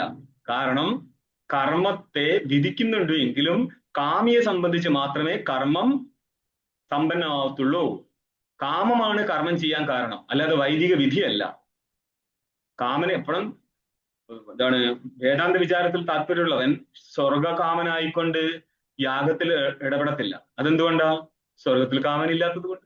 പിന്നെ ആരിടപെടും? സ്വർഗത്തിൽ കാമനയുള്ളവൻ ഇടപെടും. വാക്യം 2 പേർക്ക് സമാനമാണ്, പക്ഷെ കാമനയാണ് അവിടുത്തെ പ്രവർത്തകൻ. അങ്ങനെ ഇരിക്കുന്ന കാമനയുള്ളവന് കർമ്മം ചെയ്യാൻ പറഞ്ഞത് കൊണ്ടാണ് ഇവിടെ എന്ത് പറഞ്ഞത്? കർമ്മകരണത്തെ അനുവാദം നടത്തി എന്ന് പറയുന്നത്. വിധാനം നടത്തുന്നില്ല. കർമ്മകരണം കർമ്മത്തിന്റെ ചെയ്ത്. ഭേദദർശിയെ സംബന്ധിച്ച് അവനുണ്ടാവുന്ന കർമ്മത്തിന് അനുവാദം നടത്തിയിട്ട് എന്ത് പറഞ്ഞു? അസുര്യാനാമത്തെ ലോക അന്ധേന തമസാവൃതാഹ താസ്തേ പ്രത്യാഭിഗച്ഛന്തി ഏകേ ചാത്മഹനോജനാഹ. ആരാണോ ഇവിടെ ജീവിച്ചിരിക്കെ ആത്മാവിനെ അറിയാതെ പോയിരിക്കുന്നത്, അവർ ആത്മഹരണം നടത്തിയിരിക്കുന്നവർ, അവർ അസുര്യാനാമ ലോകങ്ങളെ പ്രാപിക്കും. അതായത് ബ്രഹ്മസ്വരൂപത്തെ സംബന്ധിച്ച് സ്വർഗാദി ലോകങ്ങളും അവയിൽ ആ ലോകങ്ങളില് ഉണ്ടാവുന്ന ദേവതാദി ശരീരങ്ങൾ പോലും അസുര്യങ്ങൾ മാത്രമാവുന്നു. അങ്ങനെ ഇരിക്കുന്ന അസുര്യങ്ങളായിരിക്കുന്ന ലോകത്തെ പ്രാപിക്കേണ്ടി വരും എന്ന് എന്തിനാണ് പറയുന്നത്? ഇതി നിന്ദയാ. ആരെ നിന്ദിച്ചു? ഭേദദർശന നിന്ദയാ. ഭേദദർശിയെ, ദ്വൈത ബുദ്ധിയുള്ളവനെ നിന്ദിച്ചും കൊണ്ട്, നിന്ദ കേവലം നിന്ദയ്ക്കുമല്ല, പിന്നെ എന്തിനു വേണ്ടിയാ? ഐകാത്മ ദർശനസ്യ സ്തുതത്വാത്. ഐകാത്മജ്ഞാനത്തെ ഇവിടെ ഇപ്പോൾ കാണുന്ന 2 ഘട്ടം പറഞ്ഞിട്ടുണ്ട്. ജിജീവിഷോഹോ ഭേദദർശന കർമ്മകരണ അനുവാദേന അസുര്യ നാമാത്തെ ലോക ഇതി നിന്ദയാ. അപ്പോൾ നിന്ദയാണ് ഇവിടെ മുഖ്യമായിട്ട് കാണുന്നത്. പക്ഷേ നിന്ദ നിന്ദിക്കാൻ വേണ്ടിയുള്ളതല്ലല്ലോ, സ്തുതിക്കാൻ വേണ്ടിയുള്ളതല്ലേ. ആരെ സ്തുതിക്കും? ഈ നിന്ദ ചെയ്തത് കൊണ്ട് ഐകാത്മ ദർശനത്തെ സ്തുതിച്ചിരിക്കുകയാണ്. മനസ്സിലായോ? ഏകാത്മ ദർശനം ഇല്ലെങ്കിൽ ആരായിരിക്കും അവൻ? ഭേദദർശി. ഭേദദർശിക്ക് എന്താ കിട്ടാൻ പോകുന്നത്? അസുര്യ നാമ ലോകങ്ങളാ കിട്ടാൻ പോകുന്നത്. ഈ പറച്ചിൽ കൊണ്ട് ആ ഭേദദർശി നിന്ദിച്ചിരിക്കുന്നത് അവനെ നിന്ദിക്കാൻ വേണ്ടിയല്ല, മറിച്ച് അദ്വൈത ദർശനത്തെ സ്തുതിക്കാൻ വേണ്ടിയാണ്. ദർശനസ്യ സ്തുതത്വാത്. ദർശനം, ദൃഷ്ടി, ജ്ഞാനം എന്നർത്ഥം. ഈ ജ്ഞാനത്തെ സ്തുതിച്ചിരിക്കുകയാണ്. അപ്പോൾ എന്ത് പറ്റി? അർത്ഥവാദം കഴിഞ്ഞ് ഇനി എന്താ വേണ്ടത്? ഉപപത്തി പറയാണ്. തസ്മിൻ അപ്പോ ആദരിശ്വ ദദാതി 4ാം മന്ത്രമാണ്. തസ്മിൻ സതീ എന്നർത്ഥം. അവൻ ഇരിക്കെയാണ്, നിത്യശുദ്ധ ബുദ്ധമുക്ത സ്വരൂപനായിരിക്കുന്ന കേവല ചൈതന്യം ഇരിക്കെയാണ്. മാതരിശ്വ, മാതരി സ്വൈരി ഇതി മാതരിശ്വ വായു. വായുവിൽ നിന്ന് എന്തിനു മനസ്സിലായിക്കൊള്ളണം? സമഷ്ടി വായുസ്വരൂപനായിരിക്കുന്ന ഹിരണ്യഗർഭനെ മനസ്സിലായിക്കൊള്ളുക. അതായത് ഹിരണ്യഗർഭന് ശേഷമുള്ള സൃഷ്ടിയെയും ആ സൃഷ്ടിക്കപ്പെട്ടിരിക്കുന്ന ജഗത്തിനെ നിയന്ത്രിക്കുന്നത് ഹിരണ്യഗർഭനായിരിക്കും. വിരാടിന് ശേഷമുള്ള കാര്യത്തെ വിരാടും, ദേവതകള് തത്തത് നിയുക്തങ്ങളായിരിക്കുന്ന കാര്യത്തെ നിയന്ത്രിക്കും. ഇങ്ങനെയാണ് ലോകത്തിന്റെ വ്യാപാരം നടക്കുക. ദേവതകൾക്ക് അവരുടെ കാര്യത്തിൽ നിയാമക ശക്തിയുണ്ട്. അതായത് ഓരോരോ ദേവതയുടെയും ശക്തി സാമർത്ഥ്യം ഭിന്ന ഭിന്നമായിരിക്കും. നിങ്ങൾക്ക് കേനോപനിഷത്തിൽ അവസാനം കാണാം, അഗ്നിയാദികൾ വന്നിട്ട് ആ തൃണത്തെ ഇട്ടു കൊടുക്കും, സത്വം, ठीक ബ്രഹ്മസ്വരൂപം. ഒന്നും ചെയ്യാൻ പറ്റാതെ വിഷണരായി പിന്മാറുന്നുണ്ട്. അപ്പോൾ കാണാം അവരുടെ സാമർത്ഥ്യം ഓരോരുത്തർക്കും ഓരോ കാര്യത്തിലുണ്ട്. ഇതിനും മുകളിലാണ് ഹിരണ്യഗർഭൻ ഇരിക്കുന്നത്. ആ ഹിരണ്യഗർഭനും പോലും മറ്റുള്ള ദേവതകൾക്ക് അവരവരുടെ കർമ്മം വീതിച്ചു കൊടുക്കുന്നത് പോലും എപ്പോഴാണ്? ഈ ഹിരണ്യഗർഭന്റെ നിയാമകനായിരിക്കുന്ന ചേതനൻ ആത്മാ ഏകസ്വരൂപൻ ഇരിക്കുന്നത് കൊണ്ടാണ്. ഇതാണ് പറയുന്നത് തസ്മിൻ. അപ്പോ അപഹ എന്നുള്ളത് ജലമാണ്. പക്ഷെ ജലത്തിൽ നിന്ന് ജലസമ്പന്നമായിരിക്കുന്ന, അതായത് കർമ്മത്തിൽ ഏറ്റവും കൂടുതൽ ഉപയോഗിക്കുന്നതാണ് ജലം. അതിപ്പോൾ ഘൃതമാണെങ്കിലും പാലാണെങ്കിലും ഒക്കെ ജലീയമാണ്. അതുകൊണ്ട് വൈദികമായിട്ട് ആപശബ്ദം നമ്മൾ പ്രയോഗിക്കുക കർമ്മത്തിലാണ്. ठीक പഞ്ചമ്യാം ആഹുതോ ആവ പുരുഷ വചസോ ഭവന്തി എന്ന് കേട്ടിട്ടുണ്ടോ? ചാന്തോക്യത്തിൽ കാണാം. ठीक അപ്പോൾ ആപഹ എന്നുള്ളത് കൊണ്ട് ജലം എന്നുള്ളത് കൊണ്ട് കർമ്മത്തെ എടുക്കുക. മാതരിശ്വ ദദാതി തസ്മിൻ സതി. ആ ചേതൻ ഇരിക്കുമ്പോഴാണ് മാതരിശ്വ എന്നുള്ള ഹിരണ്യഗർഭൻ അപോ ദദാതി കർമ്മത്തെ വീതിച്ചു കൊടുക്കുന്നത് മറ്റു ദേവതകൾക്ക്. ഇതി യുക്തി അഭിധാനാത്, യുക്തി കാണിച്ചിരിക്കുകയാണ്. 13 നമ്പർ ടിപ്പണിയാണ് യുക്തി. ഹിരണ്യഗർഭാദരപി നിയത പ്രവൃത്തി അന്യഥ അനുപത്തിരൂപയുക്തി. അന്യഥ അവനില്ലായിരുന്നുവെങ്കിൽ നീതപ്രവൃത്തി സമ്പന്നമാവത്തില്ലായിരുന്നു. അന്യഥ അനുപത്തി, നിയാമകനായിരിക്കുന്ന ഒരു ഈശ്വരൻ ഇല്ലായിരുന്നു എങ്കിൽ ഹിരണ്യഗർഭാദികളുടെ നീതപ്രവൃത്തി സമ്പന്നമാവത്തില്ല എന്നുള്ളത് കൊണ്ട് അർത്ഥാപത്യ പ്രമാണമാണ്. ഇവിടെ നീതപ്രവൃത്തി കാണുന്നതിനാൽ ഇതിന്റെ കാരണമായിരിക്കുന്ന ഈശ്വരൻ സിദ്ധിക്കപ്പെടും. ഇതാണ് യുക്തി കാണിച്ചിരിക്കുന്നത്. യുക്തി അഭിധാന, യുക്തി പറഞ്ഞിരിക്കുന്നതിനാൽ. അപ്പൊ എത്രയായി നിങ്ങളുടെ ലിംഗം? 6 ആയില്ലേ? ആയതിനാൽ താവത് വാക്യാലങ്കാരമായിട്ട് വന്നതാ. താവത് ഉപനിഷദഃ ഐകാത്മ താത്പര്യം ദൃശ്യതേ. സകല ഉപനിഷത്തുകൾക്കും ഐകാത്മ താത്പര്യമുണ്ട്. ഇവിടെ ഇപ്പോൾ ഏകവചനമാണ് ഉപനിഷദഃ. ഇതിന്റെ 14 നമ്പർ ടിപ്പണി കാണുക. ഉപനിഷദ ഇതി അത്രത്തെ വിദ്യാപ്രകരണസ്ഥിതി ആവത്. അത്രത്തെ ഇവിടെ ഇരിക്കുന്ന വിദ്യാപ്രകരണം. ഈ വിദ്യാപ്രകരണത്തിൽ എത്ര മന്ത്രമുണ്ട്? 8 മന്ത്രം. ठीक ഈ 8 മന്ത്രങ്ങൾക്ക് എവിടെയാണ് താത്പര്യം? ഏകനായിരിക്കുന്ന ആത്മാവിലാണ് താത്പര്യം. ഈ ഒരു താത്പര്യം, ഐകാത്മ താത്പര്യം ദൃശ്യത.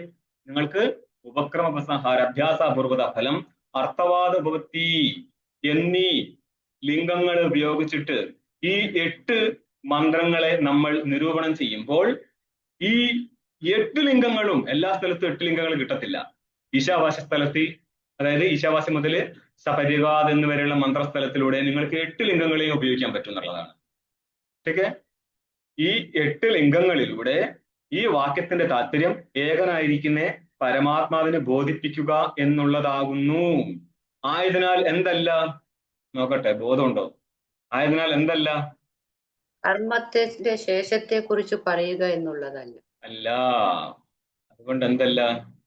ഉപാസനയെ കുറിച്ച് പറയാം. ജപത്തിനുള്ള മന്ത്രങ്ങൾ, ജപോപയോഗിയല്ല. ഇത് നിങ്ങൾ എല്ലാവരും സ്വന്തം നിലയ്ക്ക് നിങ്ങൾ ഒരു കാര്യം ചെയ്യണം. ക്ലാസ്സുകൾ എഴുതി പഠിക്കണം. ഒരു ബുക്കെങ്കിലും നിങ്ങൾ നോട്ട് എഴുതി തകർക്ക്. അങ്ങനെയാണെങ്കിൽ മുന്നോട്ടേക്ക് വരുന്ന ഉപനിഷത്തൊക്കെ പെട്ടെന്ന് പിടിക്കാൻ പറ്റും. ഇല്ലാതെ പോയാൽ എപ്പോഴും ഇങ്ങനെ തന്നെ ഇരിക്കത്തുണ്ടാവത്തുള്ളൂ. അതുകൊണ്ട് എഴുതി പഠിക്കുക. നമോനാരായണ സ്വാമിജി. നമോനാരായണ. ബ്രഹ്മജ്ഞാനം സാക്ഷിജ്ഞാനം ആയതുകൊണ്ടാണോ ഈ അപൂർവത? ബ്രഹ്മജ്ഞാനം സാക്ഷിജ്ഞാനം അല്ലെന്നല്ലേ ഞാൻ പറഞ്ഞത്.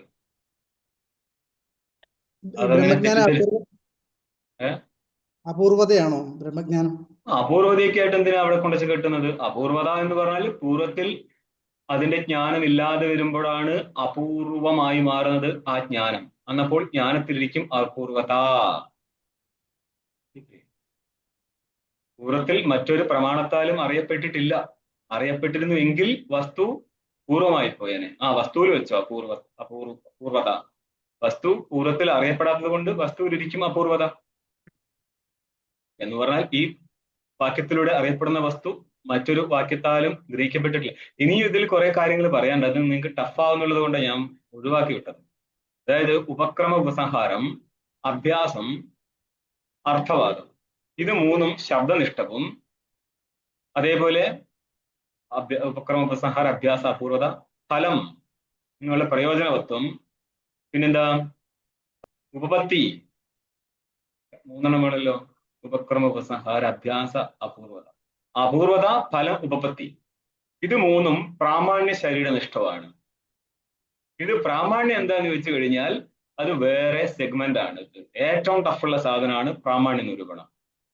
പണ്ടൊരു കഥ ഞാൻ പറഞ്ഞിട്ടുണ്ടോ, ഒരു നൈയായികനെ, ഒരു കവിയായിരുന്നു അങ്ങേര്.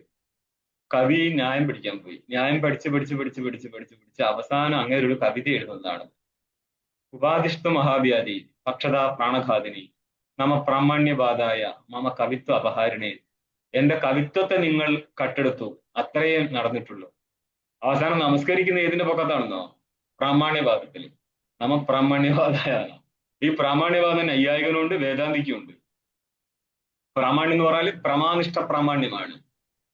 ഓക്കെ, ഇത് മെല്ലെ മെല്ലെ മെല്ലെ മെല്ലെ ചെറിയ ചെറിയ ഭാഗമേ ഞാൻ പറയത്തുള്ളൂ. അതുകൊണ്ടാണ് പറയുന്നത്, നിങ്ങൾ ചോദിക്കേണ്ട, ഞാൻ പറയുന്ന അനുസരിച്ച് മാത്രം കേട്ട് പോയാൽ മതി. ഓക്കെ, എന്നിട്ട് കുറെ കഴിഞ്ഞിട്ട് ബിൽഡ് ചെയ്യാം, അല്ലെങ്കിൽ മൊത്തം പിടികിട്ടുന്ന പ്രശ്നമേ ഇല്ല. ഓക്കെ, സ്വാമിജി അതുപോലെ കഴിഞ്ഞ ഓഫ്ലൈൻ ക്ലാസ്സില് ഈശാവാസത്തിന്റെ ആദ്യത്തെ ക്ലാസ്സില് സ്വാമിജി ഒരു ഉദാഹരണം പറയുന്നുണ്ട്. ഈ വസ്തുരിച്ച താല്പര്യം എന്നുള്ളത് നവകമ്പളോയം എന്നതിന് ഉത്തരമായി ഏകകമ്പളം എന്ന് പറയാൻ പറ്റില്ല, പാടില്ല എന്ന്. ഭർത്താവിന്റെ താല്പര്യത്തെ ഗ്രഹിച്ചിട്ട് അർത്ഥം മനസ്സിലാക്കാൻ പാടുള്ളൂ. അവിടെ അവൻ ഭർത്താവിന്റെ താല്പര്യം ഗ്രഹിക്കാതെ അർത്ഥം മനസ്സിലാക്കിയിട്ടുണ്ടെങ്കിൽ അത് ശ്രോതാവിന്റെ ദോഷമാണ്, ഭർത്താവിന്റെ ദോഷമല്ല. ഓക്കെ, നിങ്ങൾ കുട്ടികളെ കഷ്ടപ്പെട്ട് എഴുതിയെടുത്ത് പഠിക്കേ. അതേപോലെ രണ്ടാം വട്ടവും കേൾക്കാൻ ശ്രമിക്കുക. യൂട്യൂബിൽ ക്ലാസ് വരുന്നത് കേട്ട് തയ്യാറാവുക. ഇല്ലെങ്കിൽ അടുത്ത ഉപനിഷത്തും ഇങ്ങനെ തന്നെ അങ്ങ് പോകും. നമ്മുടെ കയ്യിലൊന്നും കിട്ടാതെ പോകും. അപ്പൊ യോഗസൂത്രത്തിന്റെ ക്ലാസ് അതിൽ കിടക്കുന്നുണ്ട്, ഇടയ്ക്കൊന്ന്. കാരണം നമ്മൾക്ക് ഇതിന്റെ സബോർഡിനേറ്റ് സയൻസ് നമുക്ക് അത്യാവശ്യമാണ്. യോഗസൂത്രം വേണം. ഓം പൂർണ്ണമദഃ പൂർണ്ണമിദം പൂർണ്ണാത് പൂർണ്ണമുദച്യതേ പൂർണ്ണസ്യ പൂർണ്ണമാദായ പൂർണ്ണമേവാവശിഷ്യതേ. ഓം ശാന്തി ശാന്തി ശാന്തി. ശങ്കരം ശങ്കരാചാര്യം കേശവം ബാദരായണം സൂത്രഭാഷ്യകൃതൗ വന്ദേ ഭഗവന്തൗ പുനഃ പുനഃ. ഈശ്വരോ ഗുരുരാത്മേതി മൂർത്തിഭേദവിഭാഗിനെ വ്യോമവദ്വ്യാപ്തദേഹായ ദക്ഷിണാമൂർത്തയേ നമഃ. ഓം ശാന്തി ശാന്തി ശാന്തി.